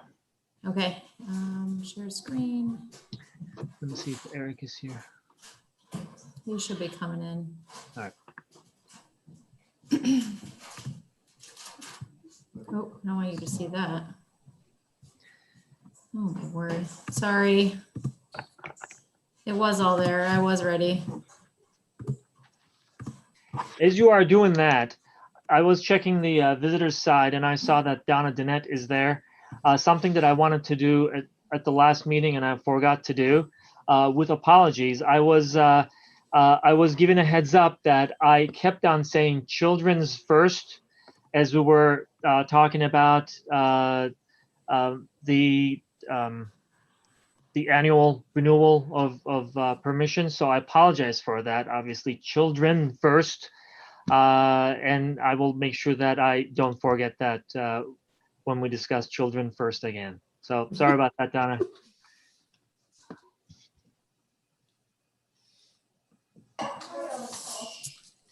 Okay, did Eric make it in yet, Emery? And by the way, the feedback wasn't from Donna. She's too nice to tell me that. No, he's not there yet. All right, he's probably Unless he's coming in with a number or some other name. I don't see Eric. I'll just go and I'll give him a few minutes. Okay. Right. I'll keep an eye on it. Okay, very good. Not much has really changed with the winter proposal, aside from the days of the week. And I had a typo. So instead of the GRANBY proposed skills and drills start date, it said January 18th. That's Martin Luther King Day. Buildings are closed, so I had to move it to the 19th, which is a Tuesday. Okay. And I did add some language in on the bottom where it says GRANBY proposed start date for winter sports inter-squad competition. That is different from how it read before. Before I was hoping to, towards the end of February or the middle of February, propose competition among other schools. Given the red status of many of the schools in our bubble, we wouldn't be able to play each other anyways. So unfortunately, like we're red. I do have that document here. Can you see it where it says Granby, Yes. we're shaded yellow? That's Yep. just because we're waiting for the school committee approval. Green signifies that these towns have approved. Yep. And R means that they are red. Yep. So unfortunately, when it comes to playing one another in your bubble, we wouldn't be able to compete against those other schools. So I just wanted to share that with you. This document gets updated weekly as well. So we can, but we're talking about end of February. So because they're red now, we couldn't do something for the end of February? No, not necessarily. So I'm putting it and making it as a proposal because everything's kind of up in the air. I just don't want everyone going into it thinking that's what we're guaranteeing, because we know after doing this since March 13th of last year that nothing is guaranteed. I hear you. I just want to make sure that it's, we're not swearing it off either. Yeah, no, I don't think that, no, that's not what we're looking to do. Sorry, my computer's finicky. So I just reworded it as inter-squad. Now, what that means is the 4 coaches, the 2 varsity and 2 junior varsity coaches said that if we were to incorporate scrimmages, which includes passing a shared ball amongst one another, that's where the inter-squad competition goes. So if we were to progress from skills and drills to a second phase of that, that would be scrimmaging with one another and keeping it in Granby, as opposed to the third phase of like traveling outside of Granby to those other schools that I had just showed you in the bubble. So that language in this last paragraph is new. The timeline here, where it says February 28th, that's not going to change. That's the end of the season. So as you see, it's going to fly by. It's going to be short. I anticipate it being anywhere between 4 to 6 weeks after everything is said and done. Elliot, Blink. a few questions for you. The questions that I had regarding spectators, were you able to add that to this document? I certainly did. Yeah, right when I emailed you back, Emery, I added that in. Okay. And just to be really clear with the spectators, it's not allowing, and that's for games only. Like we normally don't allow parents anyways to watch practices. I wouldn't find it necessary. It would be a drop-off style similar to the fall. Parents would swing up, drop them off, and then they wouldn't be allowed to go inside. And then, so for skills and drills, that would be the expectation, was that they'd be dropping them off. If we were to head towards inter-squad scrimmaging, I don't find it necessary for parents to observe inter-squad scrimmaging if it was something that we decided. And when it comes to competition among other schools, I would like to propose to have parents, and that's what I had emailed you back, for parents to go and watch. And if it was like a family of 5 and one of the 5 family members is on the team, your entire family could get in and watch. They would just need to sit together. Okay, but we would not be allowing away spectators. And I think that's consensus among basketball across the Pioneer Valley, to be honest with you. I think that they're still debating it about hockey, but I believe it's consensus about not allowing away spectators to travel into gyms. Okay. So real quick, are we going to be scrimmaging basketball at East Meadow? Yep. Well, it's proposed. So Right. There's nothing, and I just want to be really cautious about that. I'm not promising anything. And because obviously you guys know, we look at the numbers daily, and as of right now, it is a proposal. So there's nothing confirmed. The schedule makers have not made the schedules. They're waiting on Granby to see what we're going to do and, to see where the numbers go. But as of right now, and that's why I asked Eric to come on from South Hadley, and he'll share with you that some of the hockey games have been pushed back because they're red. So there's that piece where we have to understand if the community is red, and he can speak more to that. And I think having him on to talk about cooperative sports will be important for you guys to have that perspective. So that's the other question that I had. One of the criteria here in this document is positivity, and South Hadley adopted a 3%. We recently, as a town of Granby, agreed to 5%. But I don't think South Hadley is anywhere near 3% anyway, the positivity. So that means, I guess that was one of the reasons why they decided to push out the swim and ice hockey. Is that correct? So as long as those positivity rates remain where they are or above what the acceptable levels are, even if there is an approval this evening, we would not be in those competitions, correct? So that's where it kind of gets tricky, and that's why I asked Eric to come on. Okay. Because we were texting. He's still Eric not on. If he tells you that he is in with a different name, please let me know, okay? Hold on, let me check. He could be struggling. Okay, so while we're waiting for him, I just want to coast through the rest of this. So yes, there are Right. probably some changes in here with the positivity rating. It is still in place for South Hadley, but there has been changes. I believe that they did meet, again, that's why I'm asking him to come on to clarify. And the days of the week changed. So we can skip over like locker rooms. A lot of this isn't, like you probably can read on your own. Yeah. So I did make a change when speaking with the coaches. They felt that if we were going to be preparing for competition, that they wanted to be in the gym more than 2 days a week. I don't disagree with that. I don't think it makes sense to just do skills and drills and then turn around and say, okay, FYI, you're going to be playing Belchertown tomorrow, right? So it doesn't make sense. They need to prepare the kids because then you'll risk injury. So they were looking at getting as much gym time as possible, but also trying to avoid as much exposure, you know, trying to maintain safety and guidelines and et cetera. These dates in here are proposed. I still need to have conversations with Bill Latoy over at East Meadow and Carol. These are proposed dates. You will see a Wednesday on there, which is typically a deep clean day. Again, I still need to talk to Bill about it and Carol and see what the thoughts are in regards to that. I did have an email sent to Cheryl Danette. I think I had expressed to you before about hiring an additional 2 coaches to come on board this season.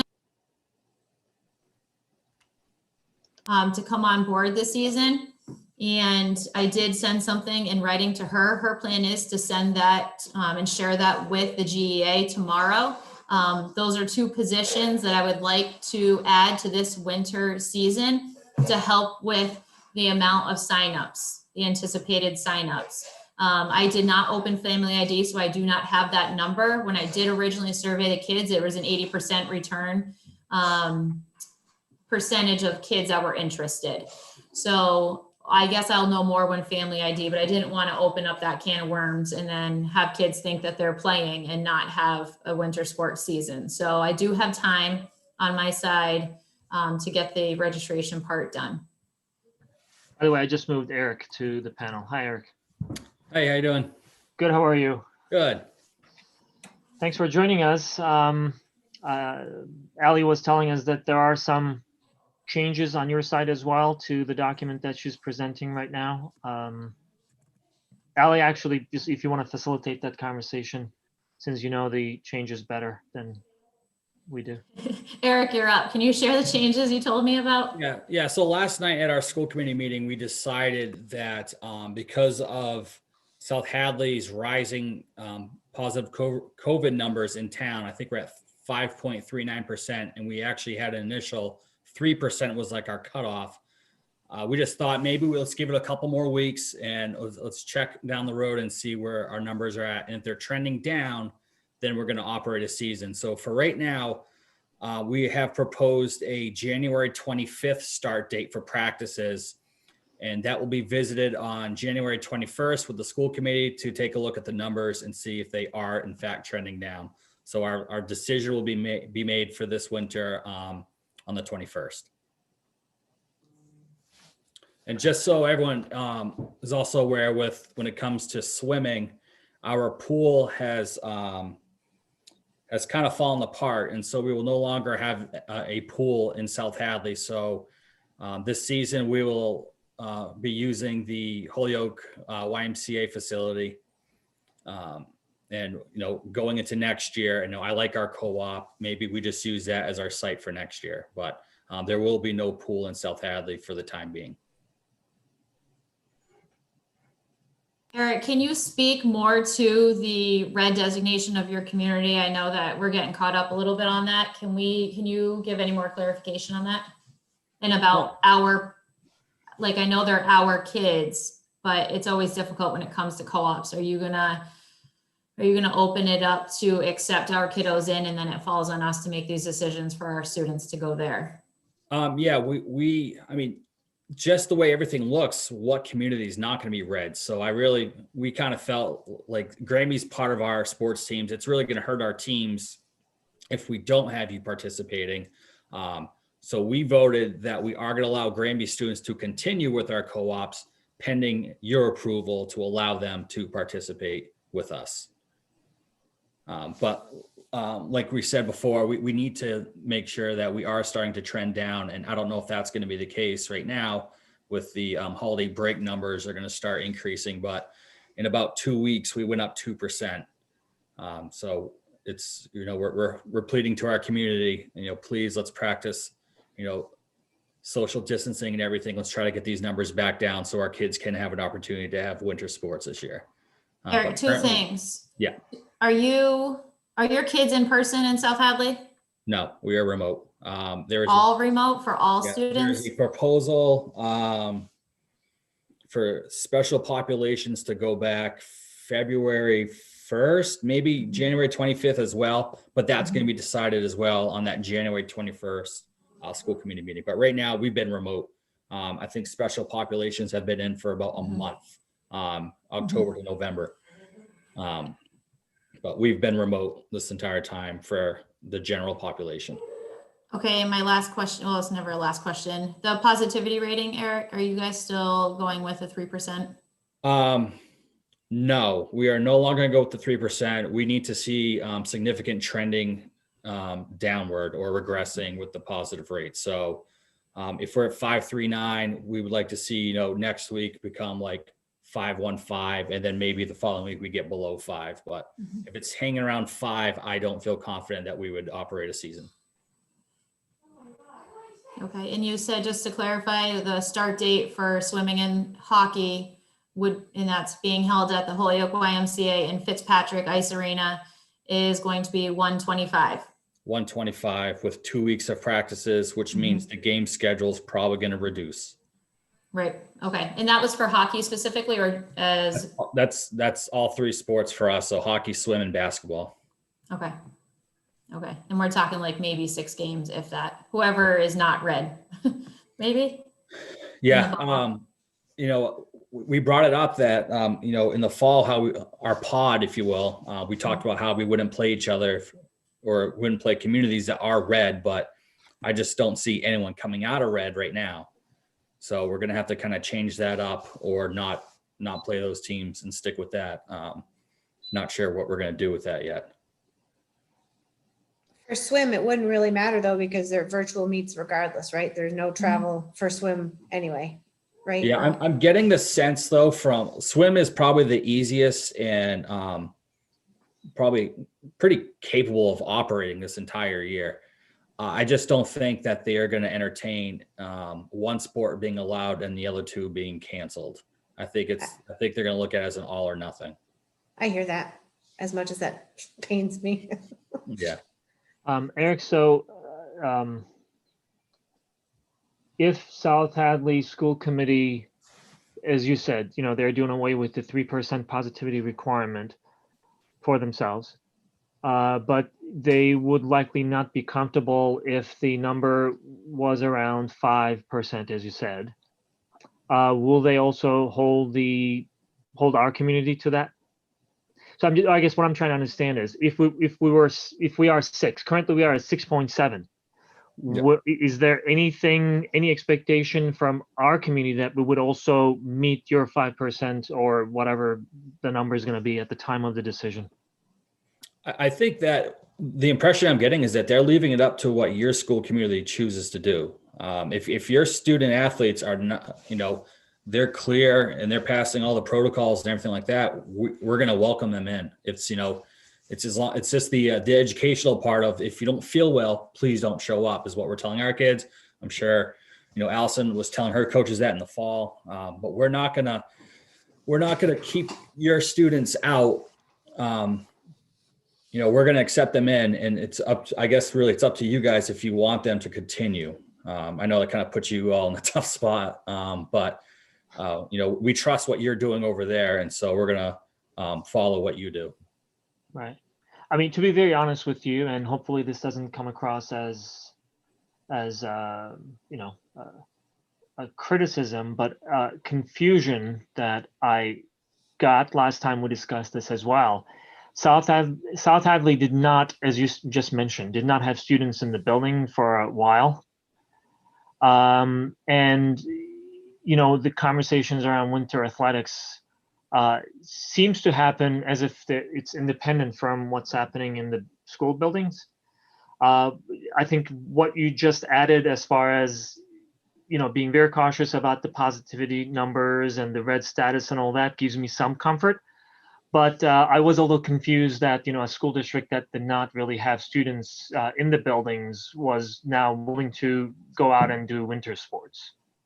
Yeah, we discussed this, and what's unique about these winter sports at the same time is they actually are creating their own little pod. And so let's say hockey, for example, hockey is generally the students aren't mixed with the whole school population. They're kind of just staying with themselves.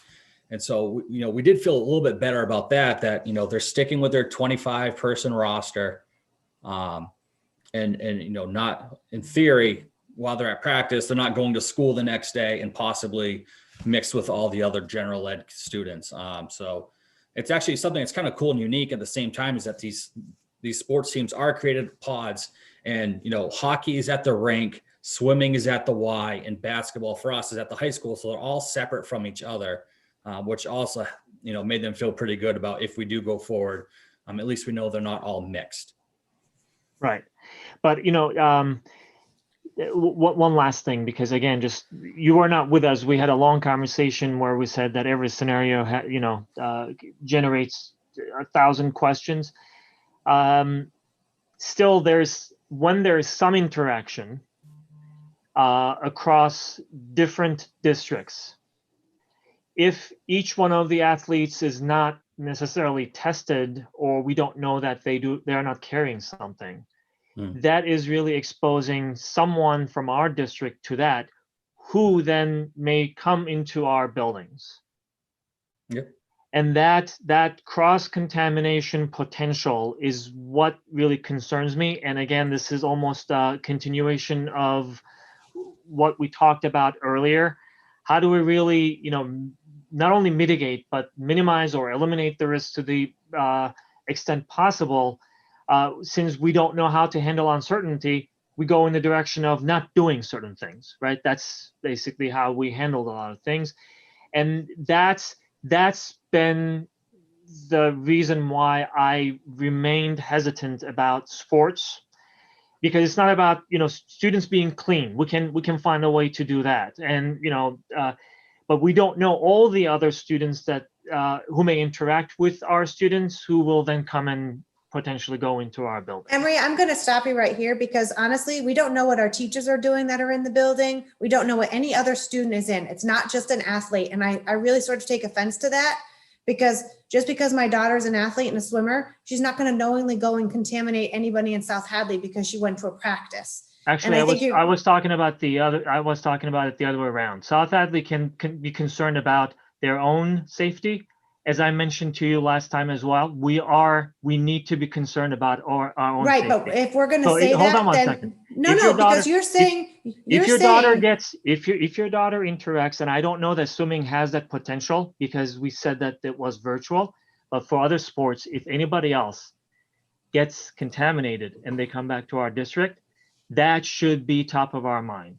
But Emery, you're saying that like it's the athlete's fault, but this could be a teacher. This could be another student. Just because they wear it. And that's why we're trying to minimize. That's why we're trying to minimize the risk. Stop. Jen. Please stop interrupting me. But if they wear the hat of athlete, that does not mean that they cannot participate in a sport.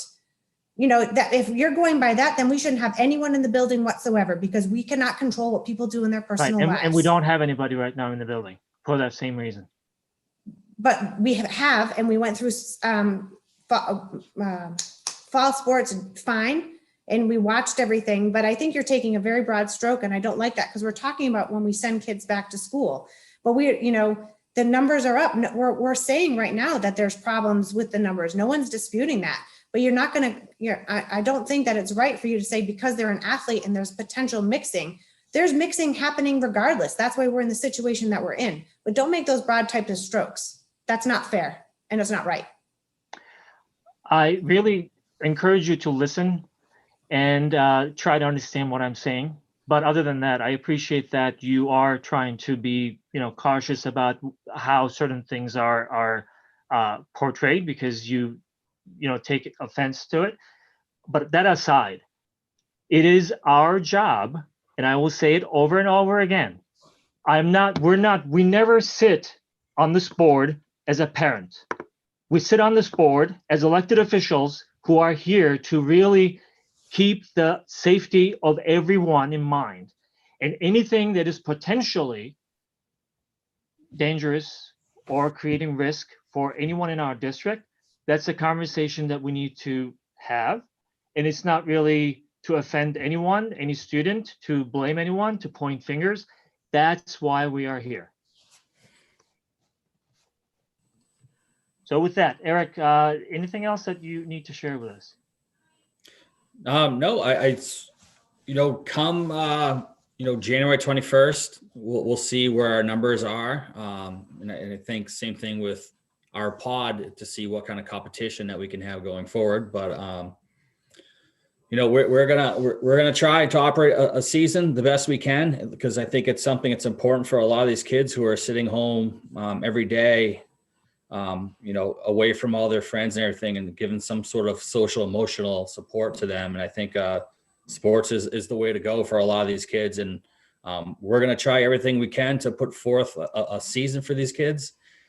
There's no promises, but we have to try. And we think, as long as our numbers start declining, we're going to feel better about this, and we're going to keep doing everything we can in our sports realm to, keep the kids safe. We had a pretty successful fall, no positive rates. We are practicing everything strictly. So, we're hoping that we can go forward with the winter season and continue the same type of practice.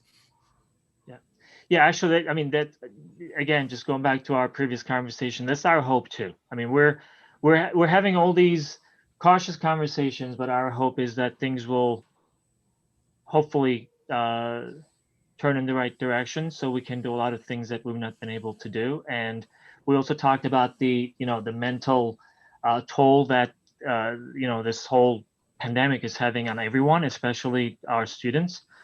So yes, this is a good way to engage them, as long as we are within those safety parameters. So we appreciate it.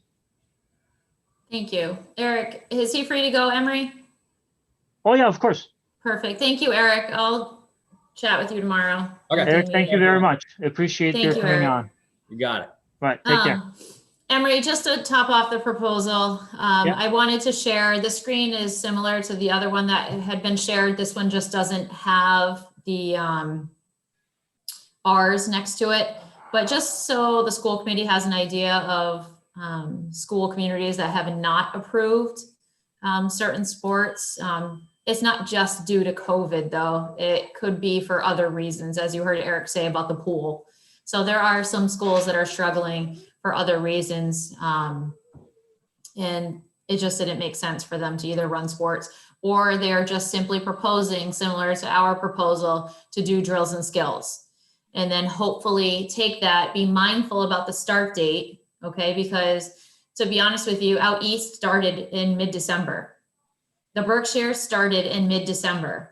The PVISC out here has pumped the brakes.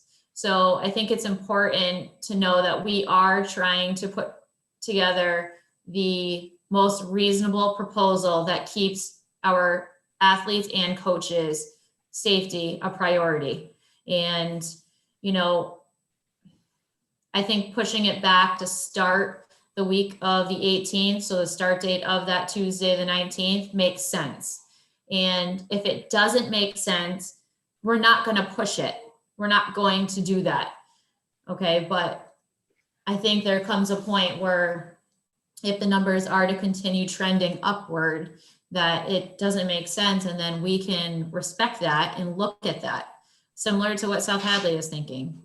So we get it. Nobody has an athletic Well, I director wants trust to that you see will spread. do that. You already have done it for fall sports, and I really appreciate that you're keeping, you're staying on top of it, and you're keeping us informed and helping us make the right decision, or in the previous case, making the decision. So I trust that. Please know that.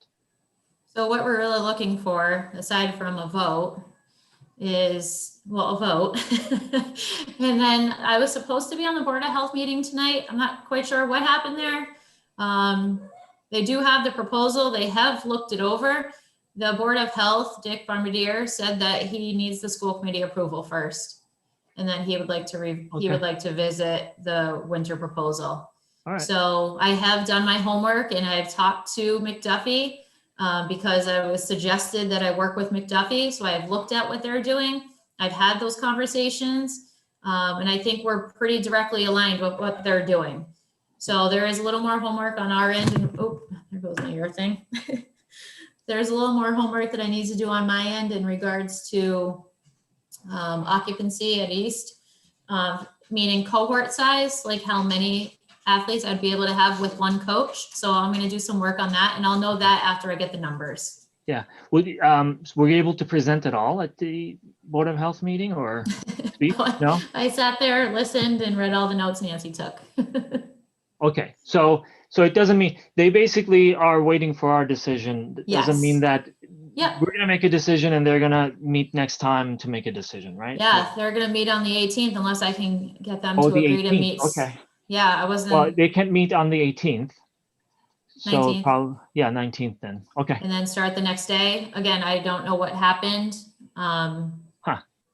I won't get into detail, but maybe they'll have a meeting just for us. I'm not sure. So that's the plan. And again, if it's just practices and it just comes down to a day, I just need to know if I'm going to open registration and start getting these parents to fill out, and register their student athletes. Jen, you had a question. I have a couple questions. If it's just skills and drills, will there still be a fee associated Yeah.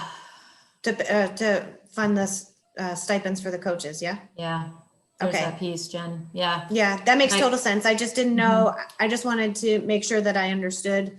And then my second one is on your very first thing that you had sent. I guess I'm getting confused because you talk about inter-squad, just the scrimmages, but then you're still talking about games in the bubble. So we don't have a line for the games in the bubble. So if it's, even if it's just 2 games with only 2 teams that are, it's not even green, yellow, I don't know, like not red. Yeah, I didn't think that will come into play towards the end of February, to be honest with you. Okay, so I didn't see that as a separate line item. The only thing that you had was inter-squad. So there's nothing that talks about competition anymore. Yeah, I put it I hid it in there.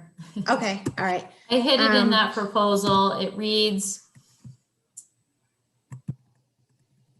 tricky with the words here. I have it with me. I'll find it. It's, don't No, need I to got do it. that. I got it. Sorry. It says potential games if COVID numbers decline. Okay. And then my last question, have you guys talked about it as administration and as the AD, if there's an option for those athletes that are into it to stay remote so that they can play? Like for the co-ops teams? I mean, we surveyed all the parents already and there But are that- athletes that are fully remote. Okay.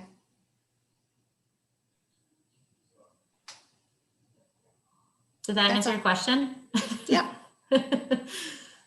So the number of teams that maybe engage these inter-squad competitions will depend on how they look at the time. Okay. Yeah. Is there a threshold? I mean, if it's only, as Jen was saying, only 2-3 teams, does it still go ahead or? Yeah, it kind of gets ugly. It's kind of like the end of the fall. Our JV boys soccer only ended up getting like 4 or 5 games in, I think. It definitely, at that point we're nowhere in the situation that we're in now, but it definitely, we did the best that we could. And we went to practices only with the idea that we would be able to introduce games again, but we erred on the side of caution.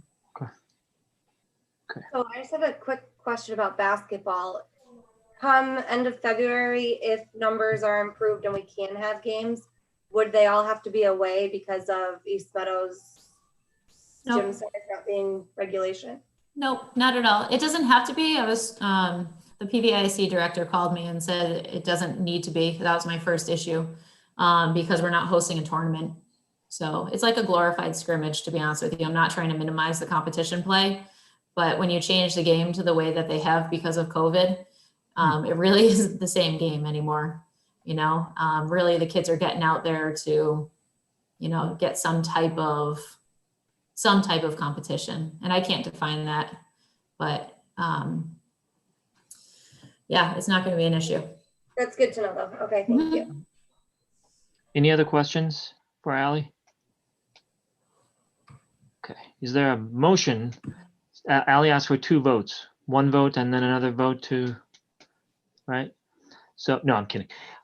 So is there a motion to approve the winter sports proposal? I'll make the motion. Okay, is there a second? I'll second. Right, any other questions, comments? Right, again, Ally, my only thing is, as I mentioned, I know that you will come back to the school committee. If anything changes, you have, additional information that you need to share or you want to share. So, we'll look for your guidance if anything changes. All right, so with that, yes, go ahead. Sorry, I guess there's just so many things that are still up in the air. That's kind of hard though. Like we're saying Wednesdays, we still have to talk with East Meadow to see if we can use the gym. We have to wait on we don't have to, but South Hadley is not going to know until the 21st if we can co-op for 2 of our 3 sports. And then what was the third one that we were kind of, so I guess we're just going to vote pending all of these other things lining up. Yeah, so I've already had preliminary conversations with Bill already. He has approved us to use the gym. I just threw out those are proposed dates. When speaking with my coaches, they asked for 3 days, trying to keep in mind that the building was closed on Wednesdays. So I did a Monday, Tuesday, Thursday, not including the Wednesday. But then I thought, what about the other 30 kids that are going to need, with these other 2? That's right before Eric came in. I was telling you about the 2 additional coaches to staff to work with the other athletes that would be signing up. So in order to keep the cohort numbers down low, we're going to bring on 2 additional coaches. So these days of the week are not set in stone. It could totally be Monday, Tuesday, Wednesday. If Bill says, yeah, everything's good, we just have to clean the gym, we have a custodian there, then I'm good. So again, they're proposed. I wanted you to have something and not nothing. Okay. So just know it will be 3 days. Right. I appreciate just that this is all proposed. I just don't want anyone getting too excited when there's so many things. Even if we go through with this, South Hadley might not. Or, if we stay red, like there's so many things. So it's just important to reiterate that this is all a proposal. Hopefully numbers improve and we can get, where we need to be able to bring this to fruition. But right. So this is a proposal and proposed dates, but it also becomes a reality. If you say tonight that, yes, you're giving me the green light for sports, then I'm going to start planning an open registration. And I'm going to start to organize our skills and drills, talk to my coaches and get those dates finalized. And we would be starting the 19th. So I just want to be really clear that proposal comes to life. And yes, if anything changes, I will definitely let everybody know. There wouldn't be many changes to skills and drills. It would just be like days of the week. And I just want to make sure that I think I understood what Eric was saying. He was saying pretty much it's our decision that South Hadley has voted that they will accept our GRANBY students regardless of our status. And they're waiting on their overall numbers. It has nothing to do with GRANBY numbers, that there may not be hockey or swim depending upon what happens in South Hadley, if whatever threshold it is that they're looking for. Is that correct? Yeah, the co-op's approved. Again, the tricky part, Jen, is that they're our kids. their No, hour. I get it, but he said that they would take the Granby kids regardless if Yep. we were red. Yeah, but then we have to give them permission in order to do that.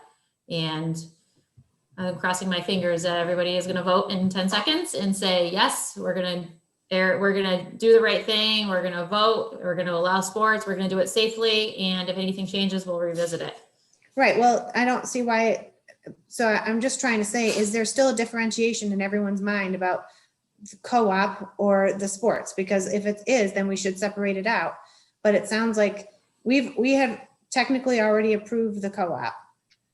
So if South Hadley is still saying they're willing to go forward with the co-op and we say yes to sports, then that includes the co-op sports.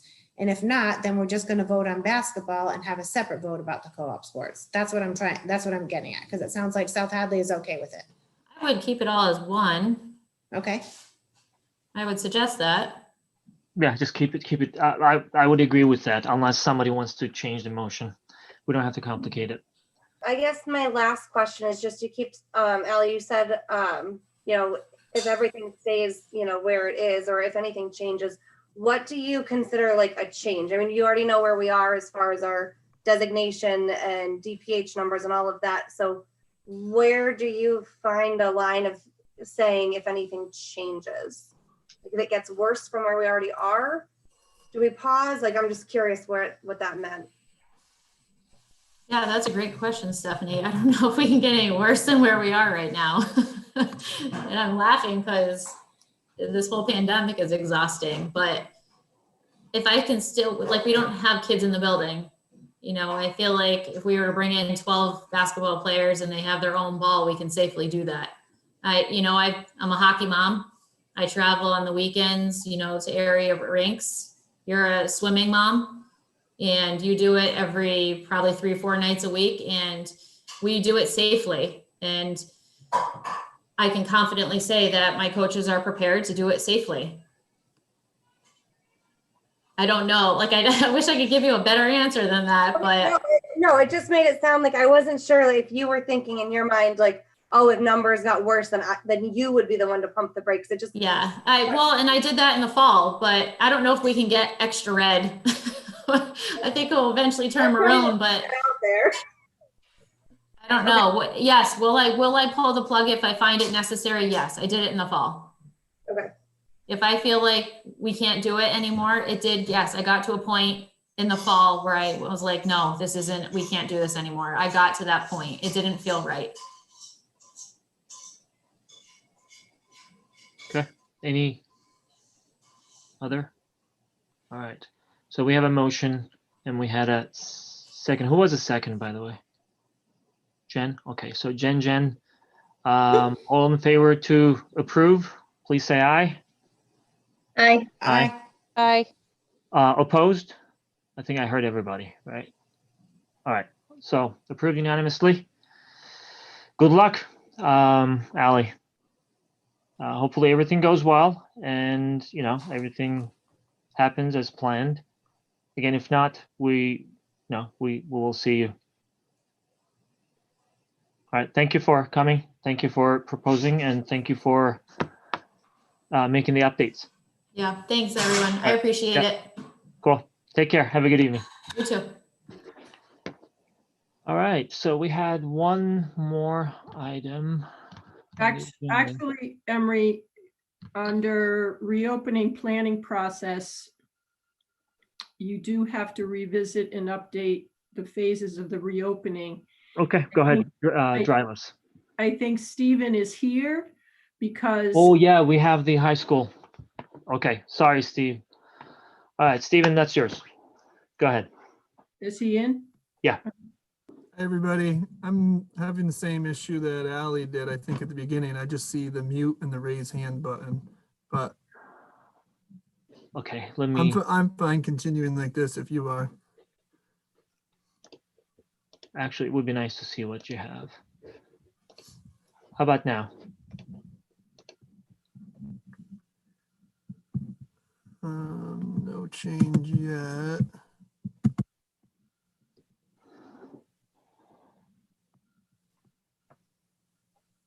We have his document too, right, Emery? You could We present it? do. Yeah, I could. All right, let me do that. Stephen, you can't get in? No, I don't know why. Like I said, it's just got the raise hand and the mute All right. button. Pretty good with this Zoom thing by now, so I don't think I'm missing anything, but let me Hold just check this. It's like he needs to be promoted again to panelist. I don't know what happened with that, because that same Yeah. thing with Ally. Yeah, Let's I'm in like, try it. I'll kick you out and bring you back in, okay? okay.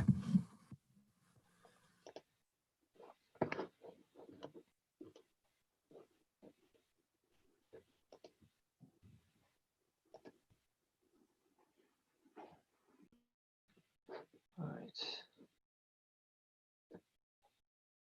All right, let's try it now, Stephen.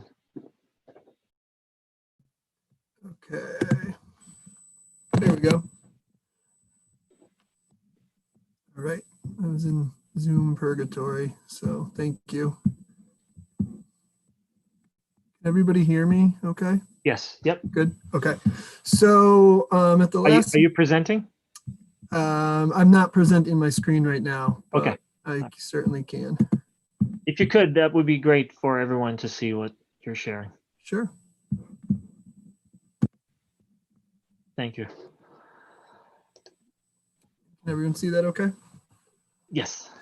Perfect. So at the last meeting, the question came up as we were talking about transitioning students in, you know, about grades 9 through 12, because we had a plan for grades 7 and 8. So the committee asked that we go back and try to get you some information about what the transition back would look like in grades 9 through 12. So if you looked at this proposal earlier, it's probably different than what you saw already, because I've changed it based on some of the conversation that's been had tonight.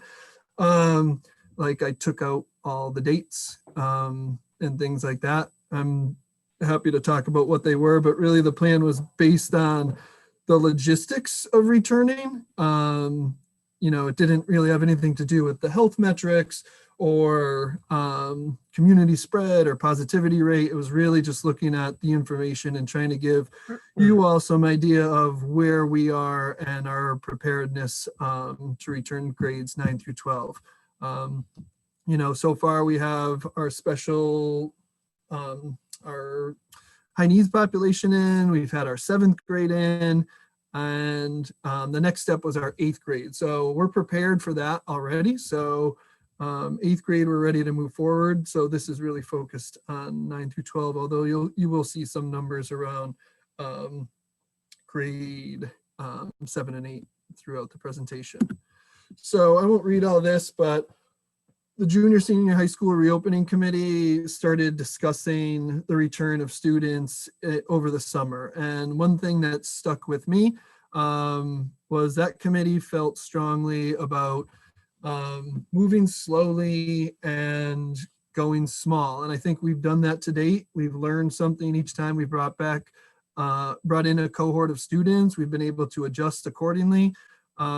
So, you know, we feel some of the decisions we made in this proposal hold true to that idea.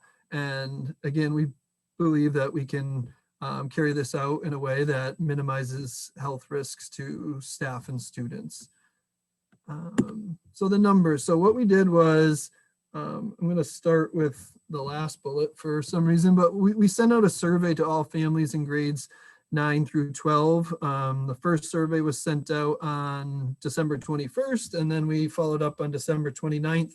We have received approximately 75% return rate from those surveys. And based on those numbers and some additional information, we felt that waiting until semester 2 was the most logical choice. And, you know, I think, like I said at the beginning, this did not take into account the health metrics, although I think though the health metrics at this point would support second semester as well.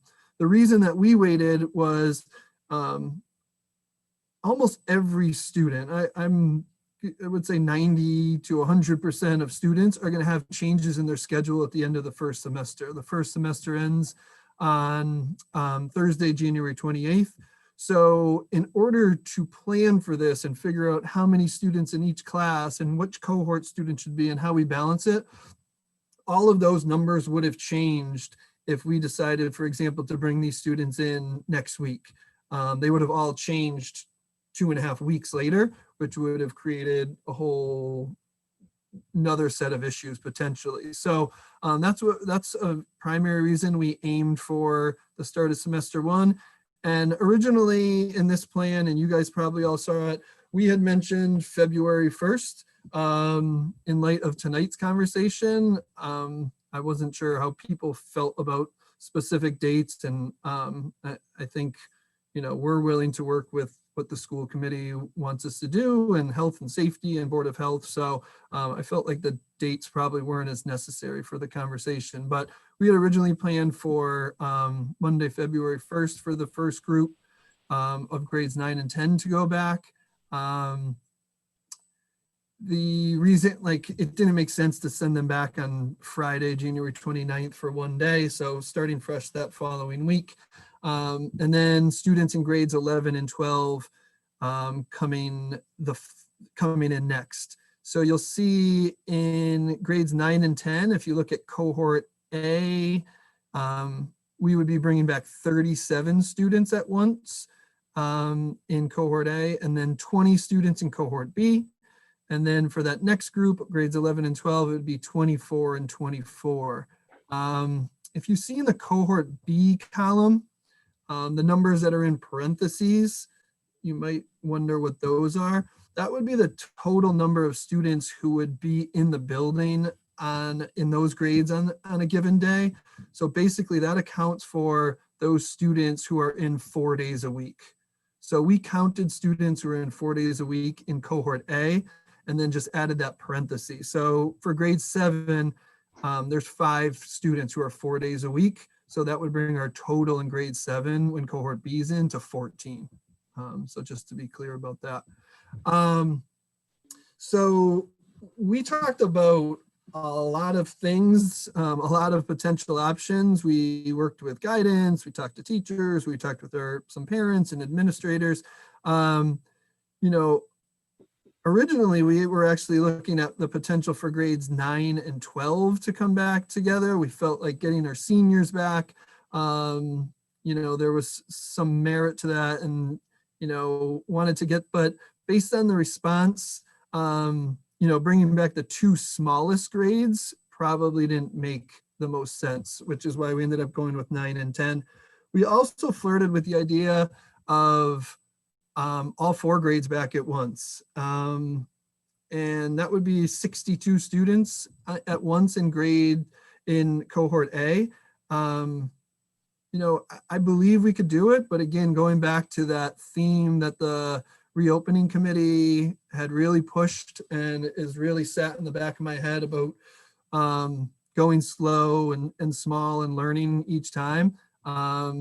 We focused on grades 9 and 10, and we focused on in 2 phases coming back rather than 1.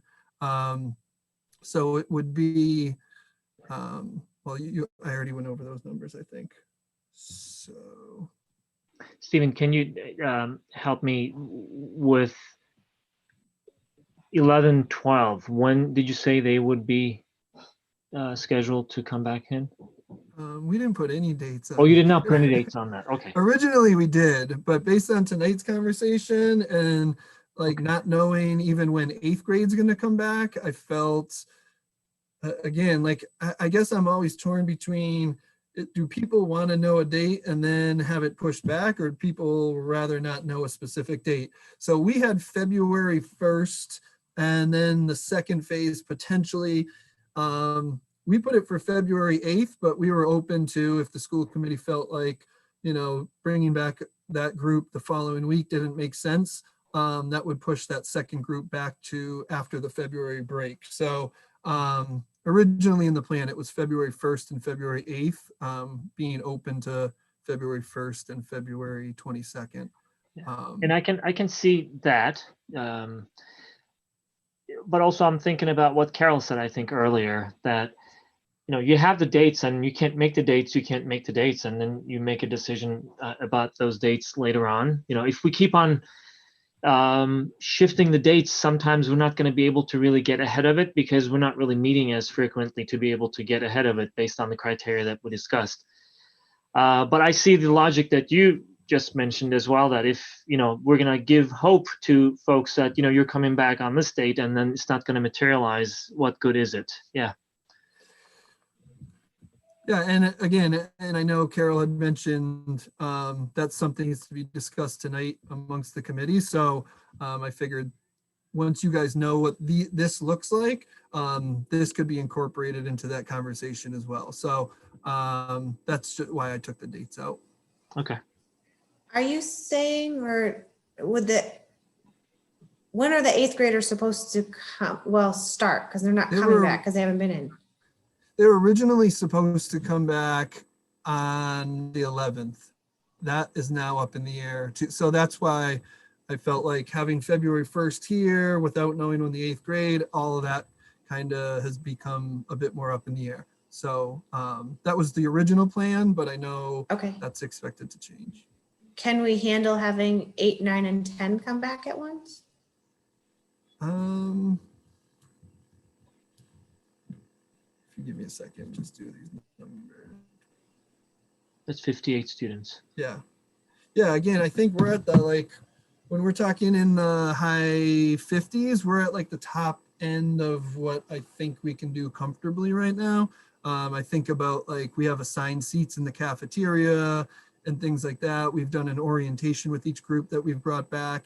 So do I think we could do it? Yes, I think we could do 58, 55 to 60 students. I do, but again, that theme that reopening committee really hammered home with me over the summer, kind of kept bouncing into my head over the past 2 weeks as we were doing this and going slow and small. So I think, yes, we could. That'd be an option that I'm certainly open to. Question, Emery, when you counted 58, that was just grade 10s and 11 with the 2 parentheses. If we added in 8 and 9, it'd be more than 58 kids. I think I was only adding 8, cohort 9, and A. 10. 8, Right. 9, and 10. But she was saying 8, 9, and 10. So 58 alone is just 10. Oh wait, I was adding. No, those are the cohorts. Okay. My Just weird clarifying. thing, I was adding grade 8, 9, and 10 under cohort A. Got it. Yeah, so it'd be 58 and 37, I think, if my math is correct, in the 2 cohorts. Thank you. All right, so the next slide. So 53% of the families who have responded have opted to return in person. So, as difficult as these conversations are, I think the data here shows you how difficult it is. It's at one point it was 50-50 right down the middle as we were getting these responses back. I will say from our summer survey until now, and it's somewhat apples to oranges, but we're down in grades 9 through 12, we're down about 78 yes responses to return. So I would say that those are 78 students that there's the potential, if things continue or start to, I shouldn't say continue, start to improve, there's 78 students there that I would expect that we would start to hear from. So the schedule is going to undergo a little bit of a change in order to accommodate some of the operational logistics that we need to do. So we've always had a morning break, so we don't have a breakfast or anything. So morning break has always been at the end of one of our blocks. There's a 10-minute or 9-minute break in between the next block. So what we've done instead of having a break in between the block is by extending the first period and making it longer than the other periods, we can build in 10-minute blocks and then assign different classes to those 10-minute breaks. So instead of having all students on break at the same time, we'd have a third of the students in the building at any given time going to break. So there's some more structure to that. Same with lunches. Lunches, we've only had 2. So we moved to 3 lunches for this. I mentioned already assigned seating, all students facing the same way in the cafeteria. Those are things that we've been doing already with the 7th grade in and the students who have been in. And then, so the lunch schedule would look a little bit different. And, you know, I did share this with the junior, senior high school staff yesterday. I felt they should see it as well. So I wanted to make sure I shared it. And there's some like things that are going to be challenging for students and teachers, like that high school lunch too. Like that stinks to have your class broken up every day in the middle of the block. And junior high lunch, like lunch at 10:30, like that's really early for lunch. So, you know, some logistical things aren't probably what people would want them to be, but we believe that this is the way that we can do it most effectively and in the safest way. And then the air scrubbers, currently, like I said, we're prepared for 7th and 8th grade and our high needs students to be in person. As of yesterday, we have 21 air scrubbers installed in 20 instructional spaces. So there's 2 in the library. That's why there's 21 in 20 spaces. There's 6 in non-instructional spaces. And then we have 11 instructional spaces in which air scrubbers need to be installed, and 1 non-instructional space for it to be installed. And we're still awaiting some guidance from Davey Engineering in regards to 5 additional spaces based on their last visit right before the new year. And then the spaces where those air scrubbers are already ordered and coming in, those spaces we expect to be ready for use the week of January 25th. And that's all I had. I think that covered all the questions that came up in that last meeting, but I'm happy to go into more detail on anything or whatever you need. That's good. Any questions for Stephen? So Stephen, you are proposing, you have at least one date and you're proposing the February 1st date for 8th, 9th and 10th grades. Is that correct? Jay, can you mute yourself, please? Something. Go ahead. I'm muted. So originally, yes, we had put in February 1st. We felt like logistically that made sense. It's the start of the 2nd semester. It's that beginning of the week. So we felt that made the most sense. And if that can fit within our timeline and bringing back everyone else who was in plus the 8th grade, then, you know, we'd still be open to that.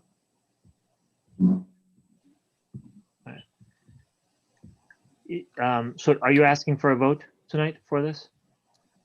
I was just presenting the information that was asked of me, but I think we're going to have to vote on like the next phase is who's coming in regardless. So yeah, we need to know about 8th grade and then 9 through 12.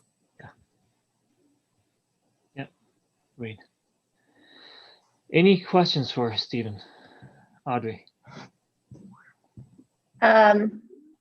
Well, obviously at this point, we've made our decisions about where we stand when we're red. So I feel like I could go either way with the dates, to have dates, to not have dates. It almost seems moot. But I'm trying to ponder whether or not we'd want to loop in 8th, 9th, and 10th is what we're talking about, and have them all come in at the same time.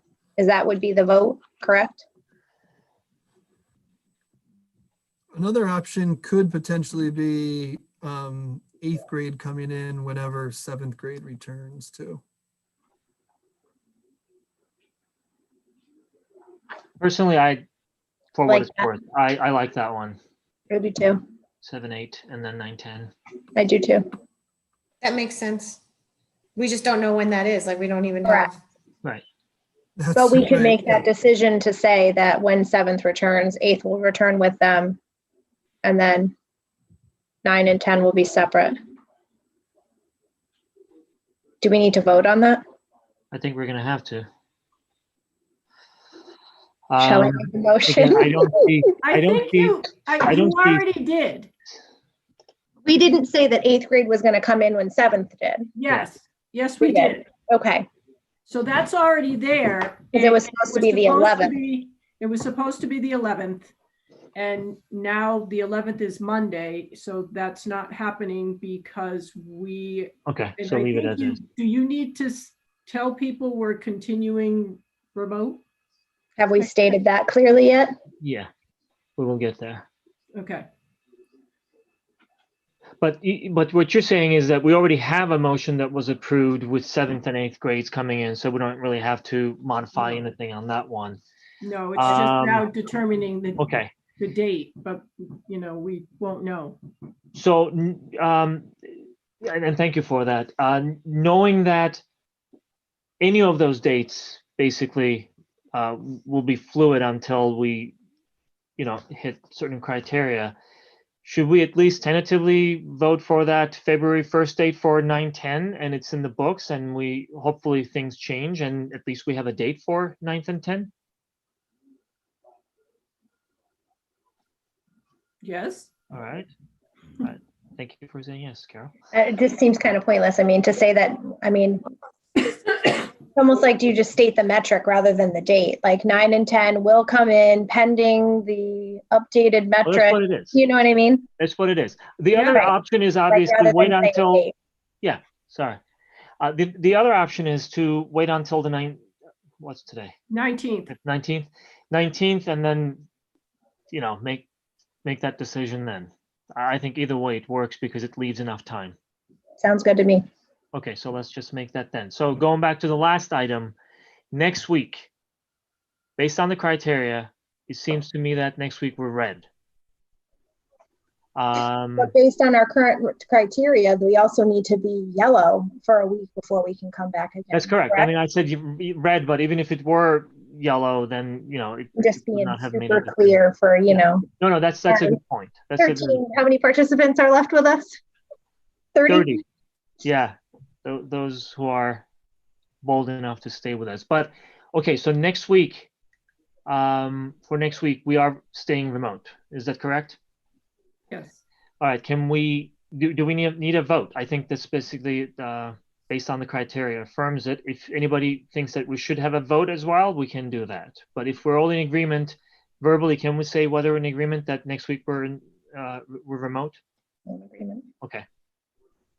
All right. So next week we're remote. Okay.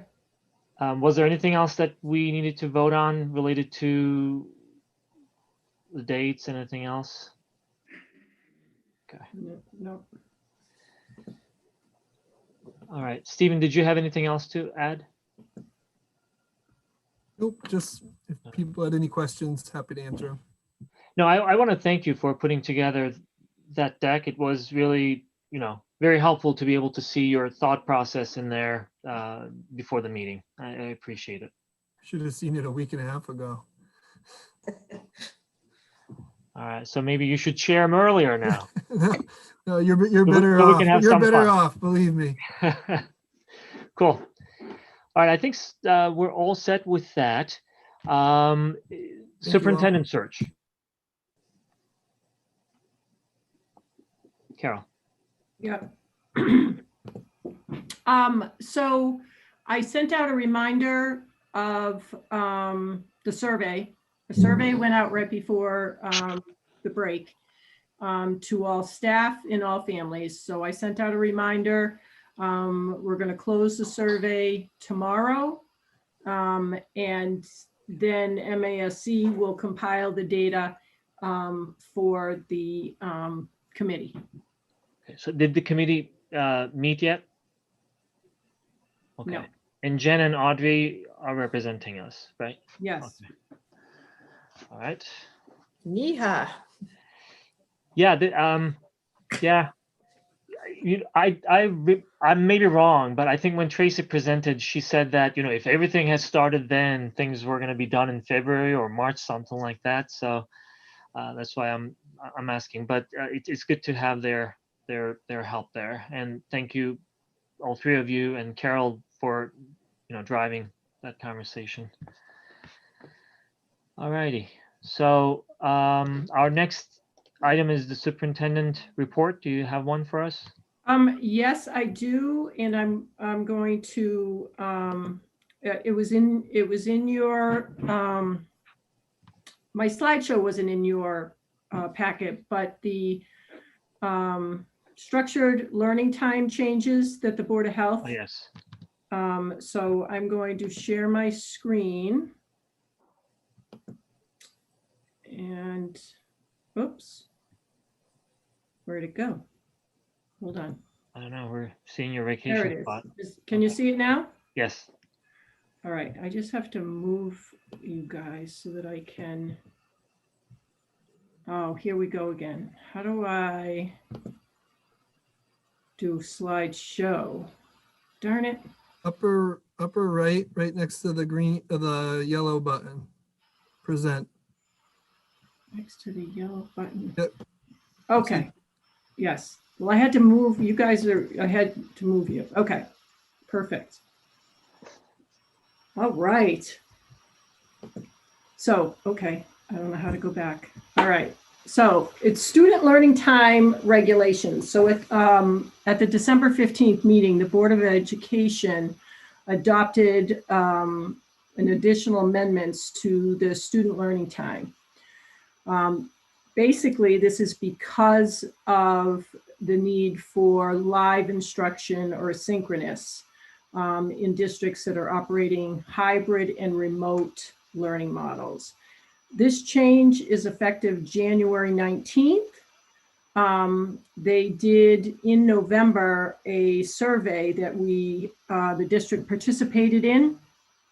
They asked us to do certain grade levels. We submitted our data. At the high school, because they are doing 4 hours, they are meeting expectations.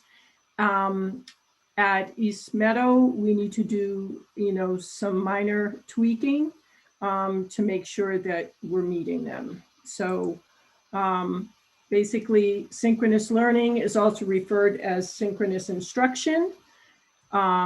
And so it's learning that is directed by a teacher that happens in real time with other students, such as during live, whole class instruction, and small group.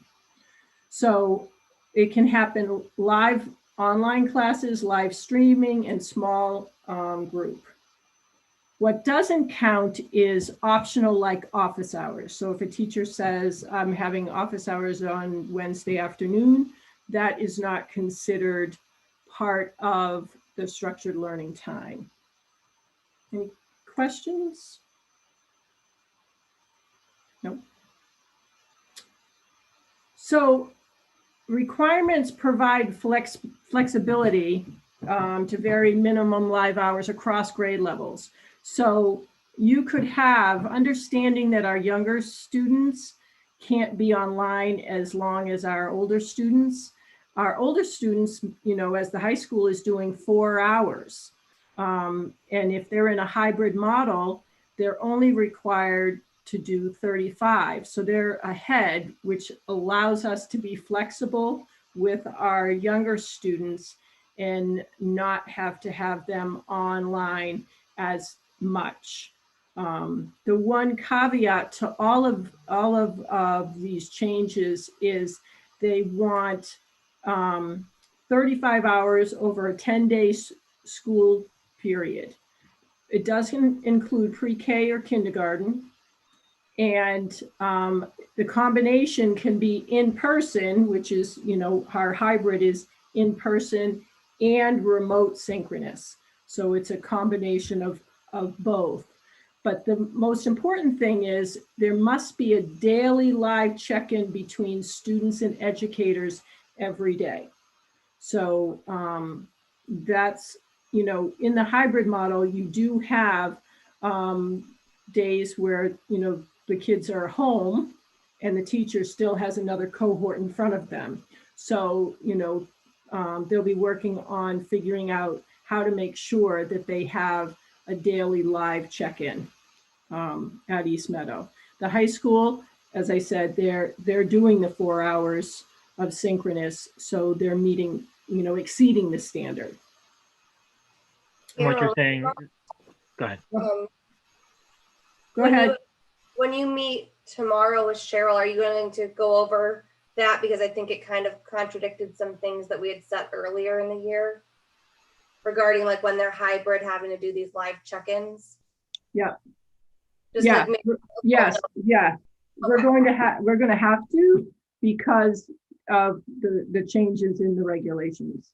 I have a question. Is this clearly trying to state that it has to be the classroom teacher? Because that's a big caveat for me, is that we have No. zero live instruction with our specials. Right. And if there was live, are you talking in your district, or are you talking your child? I'm talking in Granby. I'm not talking about, I'm Okay, here. All right. I'm I just here. want to make sure I was responding. Yeah, so what I'm saying is here we're saying, you know, students must have opportunities to interact with educators each school day, you know, so they're remote, you know, maybe they're getting live instruction from their specials teachers. Is that count Right. as, you know what I mean? Yes. Yes. Is there, or is it saying that it has to be from their classroom teacher? No, it does You not. know, so I think that we need to make Yeah. sure we're really thinking about how we're creatively doing this, and also supporting teachers that are already going, as we know, well above and beyond. No. Totally So I'm agree. just, Yeah. okay. Yeah. We have to be creative. As I said, in the survey, I believe it was only 27 minutes a day that needed to change at East Meadow. But to go off of Audrey, I was wondering the same thing. Can we talk about the specials at East Meadow transitioning to a live model? They've been fully recorded, to my knowledge, since September. That seems like a really great spot to be able to introduce more live instruction and build those relationships with those teachers, especially with the younger kids. Yeah, I mean, if we're in remote, that should be able to happen. You know, I know once we go to hybrid, I'm not sure, you know, with them supporting all grade levels, you know, but if we're in remote, I think that they should be able to, you know, do that. But if they're providing instruction for all grade levels in the school day, I don't, you know, we'll have to, I'm not sure, not sure what the schedules look like for specials to understand it, but if we're all remote now, they should be able to be live, I would think. Well, shouldn't it, why would it matter if we're remote or hybrid? Aren't they scheduled to be able to teach these kids regardless? I mean, if we were all magically in the building, they would have to figure out how to teach them live, right? I don't know what the schedules look like when the cohorts come in. Right, but I think what Jen's saying, and where I was coming from too, is that unlike a gen ed teacher, they don't have some kids in front of them hybrid and some remote. They just have a set schedule, right? So couldn't they still be reaching those kids? Yeah, I don't. We can revisit This is a building principal schedule thing. I don't want to be, you know, speaking about it because I don't know what their schedules look like.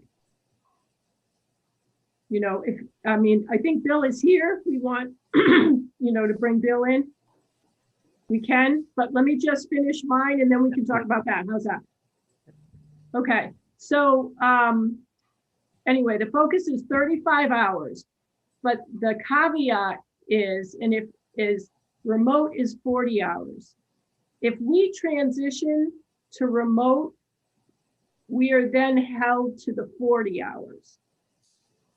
So, you know, we're going to have to at the high school, it makes no difference because the high school is doing 4 hours a day. They're following their regular schedule.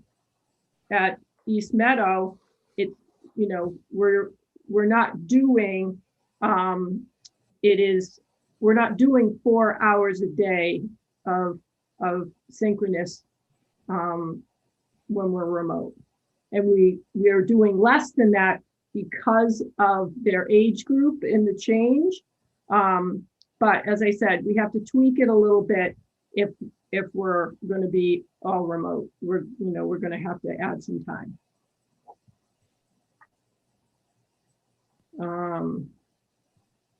So this is, so we're responsible for meeting requirements when changing learning models, which is what I just said. This doesn't impact preschool, and this doesn't impact kindergarten. It's grades 1 through 12 that this is impacting. It talks about having flexibility for students in remote learning enrichment centers. So we're not being, for kids that are in our enrichment centers, we're not being held, there is flexibility with that because you are having, different grade levels in there at the same time. And they will be having a second structured learning time data collection that will take place, it should say 21, sorry. This will get what I get for doing it last year. This data collection window will be open in early February and close on February 12th. So we will be asked again to put in our data to verify that we are adhering to this new requirement.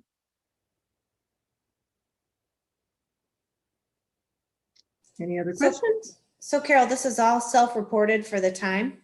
Like there's not a monitoring system?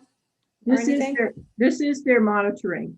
So they give us a survey that we have to complete. We have to enter our data. I mean, they're not coming in and, counting our minutes, no. They're asking us to fill out the survey truthfully.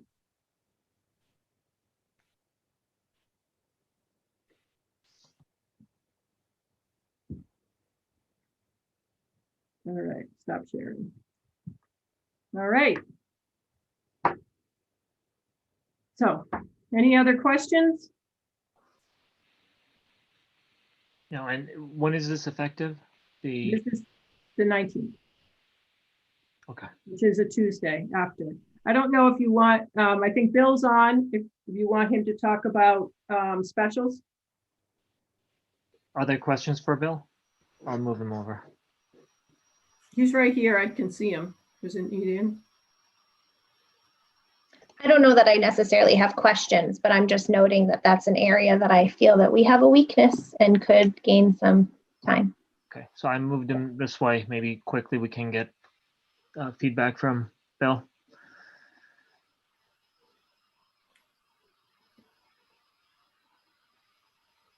Can you hear me? Yes. Yes. Great. So we're looking at, we just presented this to the staff at the faculty meeting on Monday. So we're looking at a lot of different options. Some of the teachers have already started planning ways to do this and include the students in their morning meetings, or so that they can get all the students together and have a real morning meeting again, with everybody and include that. For 2, 3, 4, 5, 6 right now, it doesn't really affect them because they're fully remote until we go over the dates and decide when they're coming back. For kindergarten, it doesn't really affect them because they're not bound by the same things. 2 of the kindergarten teachers already do a morning meeting with their classes already, so they're seeing their kids every day. So that works out well anyway. And then first grade is looking at ways to work around it. So a couple things with the special schedules is that the teachers have changed when their specials times are. Having them recorded has offered the teachers the flexibility to push the specials off to later in the day or have them at maybe the same time as another grade level, so that it's given them more flexibility planning their lessons. So that's something we'll have to look at as well. So there's good discussions already about it. we started a Google chalkboard sheet that they're looking at and they're adding thoughts to, and a couple of them have asked if we can have a couple brainstorming sessions. So we'll keep you posted as we move forward, and we'll be updating parents as they make those changes.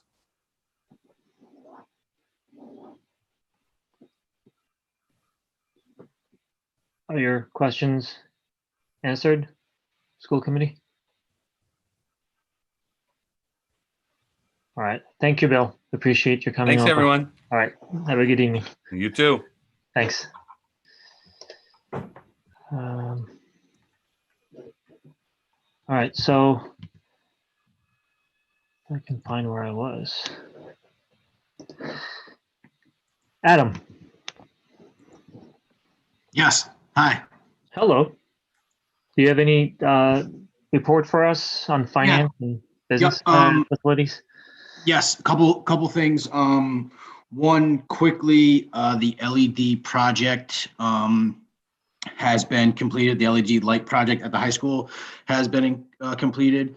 There was a final inspection this afternoon. I think it was scheduled for around 2:30 for them to come in and just make sure everything was good. But everything has been completed for the LED lights. The circulating pumps in the boiler room, the second one has been installed. I know there's some setting time for that pump once it's installed for it to set. I believe they're coming back, today's Tuesday, tomorrow, to finish up what they need to do to install that. And then the next step is to get automated logic in there, so then we can then set up the wiring to program those or to be able to control those pumps through software. So that's the next step. So both pumps are installed. The second pump is almost completely installed, and then the wiring component is next. So all that is in motion and should be completed soon.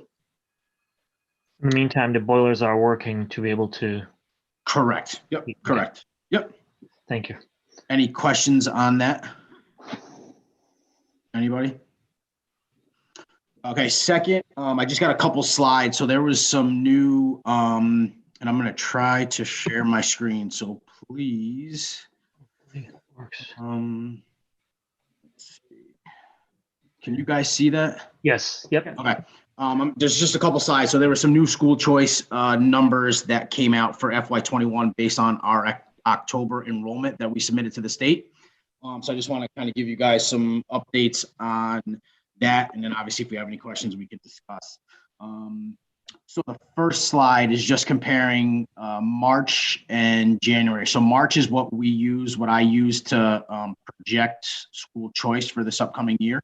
You'll see in the light blue, we projected to send 57 students out per our October 1 SIMS. And in this January section, we sent out 59 kids. It's not a big discrepancy there. Obviously, what you'll see the discrepancy is in March, we projected to be receiving 119 students. And based on our October 1 numbers, we have received 108 students. There's been some, yep, go ahead. October 1 or January?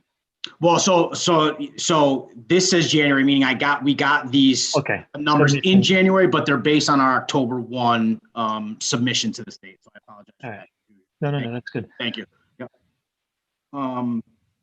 So essentially, and I have the specifics where we're up or down per grade limit that I can certainly share with the committee. But essentially, the difference is actually the 11 seniors that we graduated this last school year. We essentially haven't replenished those 11 seniors like we thought and like we projected back when we were building the budget in March. And obviously with the pandemic, we are certainly not the only district that are seeing fluctuations in school choice, either sending students out or receiving students. So it's an ongoing problem, obviously, throughout the state, because families are making decisions. So this is overall $65,000 or so So we'll see. Yeah. So the next slide will show what the fiscal. I think. Well, yeah. Yeah. So here's the fiscal impact. So you'll see the light blue again is the sending, what we projected to send out in March and what we actually are. So it's going to cost us a little more than originally projected. Now the sending, just want to refresh everyone's mind. The sending tuition is charged to us through the in-kind cost from the town. So that's where we see that, that money charged to the school district. And the darker blue obviously is the receiving. So in March we were projecting around 692,000, like you guys can see.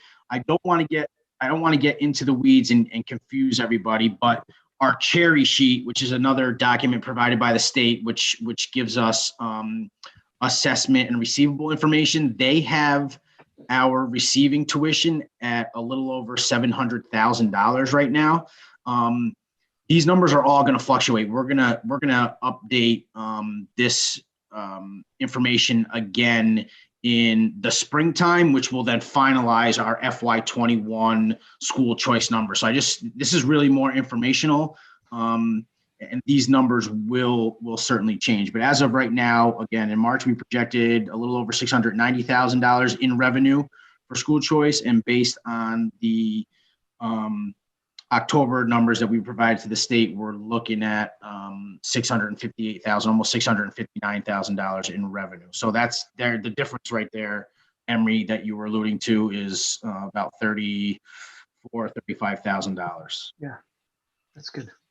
And this is just kind of a summary, just the net revenue based on March and January. So it's gone down by about $18,000. Again, the school choice sending is charged to us in kind for the town, and then obviously the revenue that we get for receiving, the school district actually receives the revenue. So again, this is more informational, but I wanted you guys obviously to be aware of it. I don't think this is a surprise that we're seeing a reduction in these school choice numbers. We're seeing a reduction in enrollment overall. And again, these numbers will change. I can't say for the good or for the bad, but they will change by the end of the year. And once we reconcile that, obviously I will provide that information to the school committee. Cool. Questions on that information? No, I'm not on this one. Thank you for sharing though. This is very helpful. Yep, certainly. I can send these slides as well if anyone. I didn't put them in the folder, but I can certainly put them in there or send them to you guys so you have them. If you can put them in the folder, that would be great. Yep. That's all I have. I actually have reached out to Ken to see if he can join us on our next school committee meeting, just to give us an update as to where they are for food service. But we're just coming off the holiday, so it's been pretty quiet, obviously, for the last 2 weeks. So there's not really much for me to update you guys on. FY20 signed off on?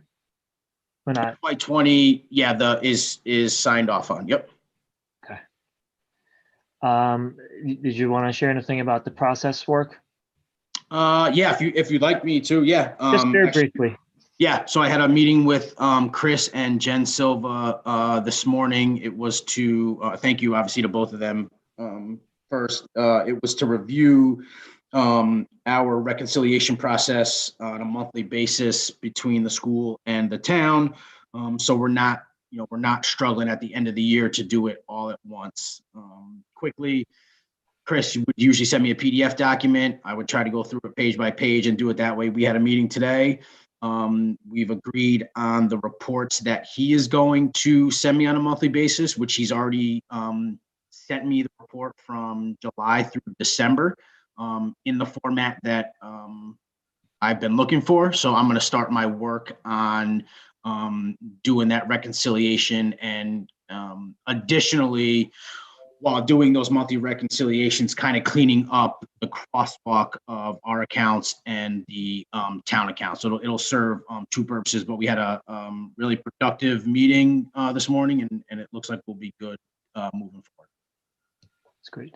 That's great to hear. And thank you, Chris and Jen Silva, for starting that process. That's good for all of us, but really appreciate that there's that work that is initiated today. Yep. Awesome. Cool. Anything else, Adam?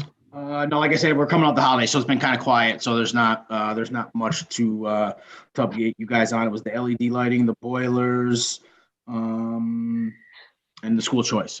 I have one quick question that if there's an answer for next time, that will be of interest, really. Mhm. So we are talking about, Jay's on the panel as well, but I don't want to get into details tonight. But next time, if there's a way for us to say, hey, our projection based on the changes that were made to the lighting was to, result in these benefits, whether it's financial or otherwise. It would be good for us to know as a school committee, but also the town to know that all these changes are being made and there is actually an impact, a very tangible impact resulting from those changes. Yeah, sure. Okay, Yep. Thank you. Yeah, you're welcome. Jen Millette, is there any updates from CES? No. No. All right. Do they have a new director already? I think I asked this question again last time. Yeah, she started this week. Karen. Reuter. Yeah. Okay. All right. I'm assuming she's going to be making her rounds to introduce herself to member districts sometime soon. Is she interim or? Yes, she's interim. Oh, They're okay. in the All right. process of looking for a permanent. Okay. Cool. Do you know whether they are feeling a lot of impact from the pandemic, because they used to have a lot of services that our district and others benefited from? Is it impacting them too? It has an impact, but well, like I was saying before in other, they're doing a lot of online things like professional development and things like that. They're still reaching out to families. It's just they're doing it differently than they have been before. Yeah. So it does have this does have an impact. The same things that we're going through. Cool. All right. I think that's it for our regular meeting. Any final thoughts before we move to the executive session? Okay. Before we close, Jen Bartos, I want to apologize for interrupting what you were saying. I know that we all get heated sometimes, so it's that it's never personal. It's basically us trying to find the best solution for our district. So Thank you, Emery, and I apologize as well. oh, absolutely. Thank you. All right. So with that, is there a motion to adjourn?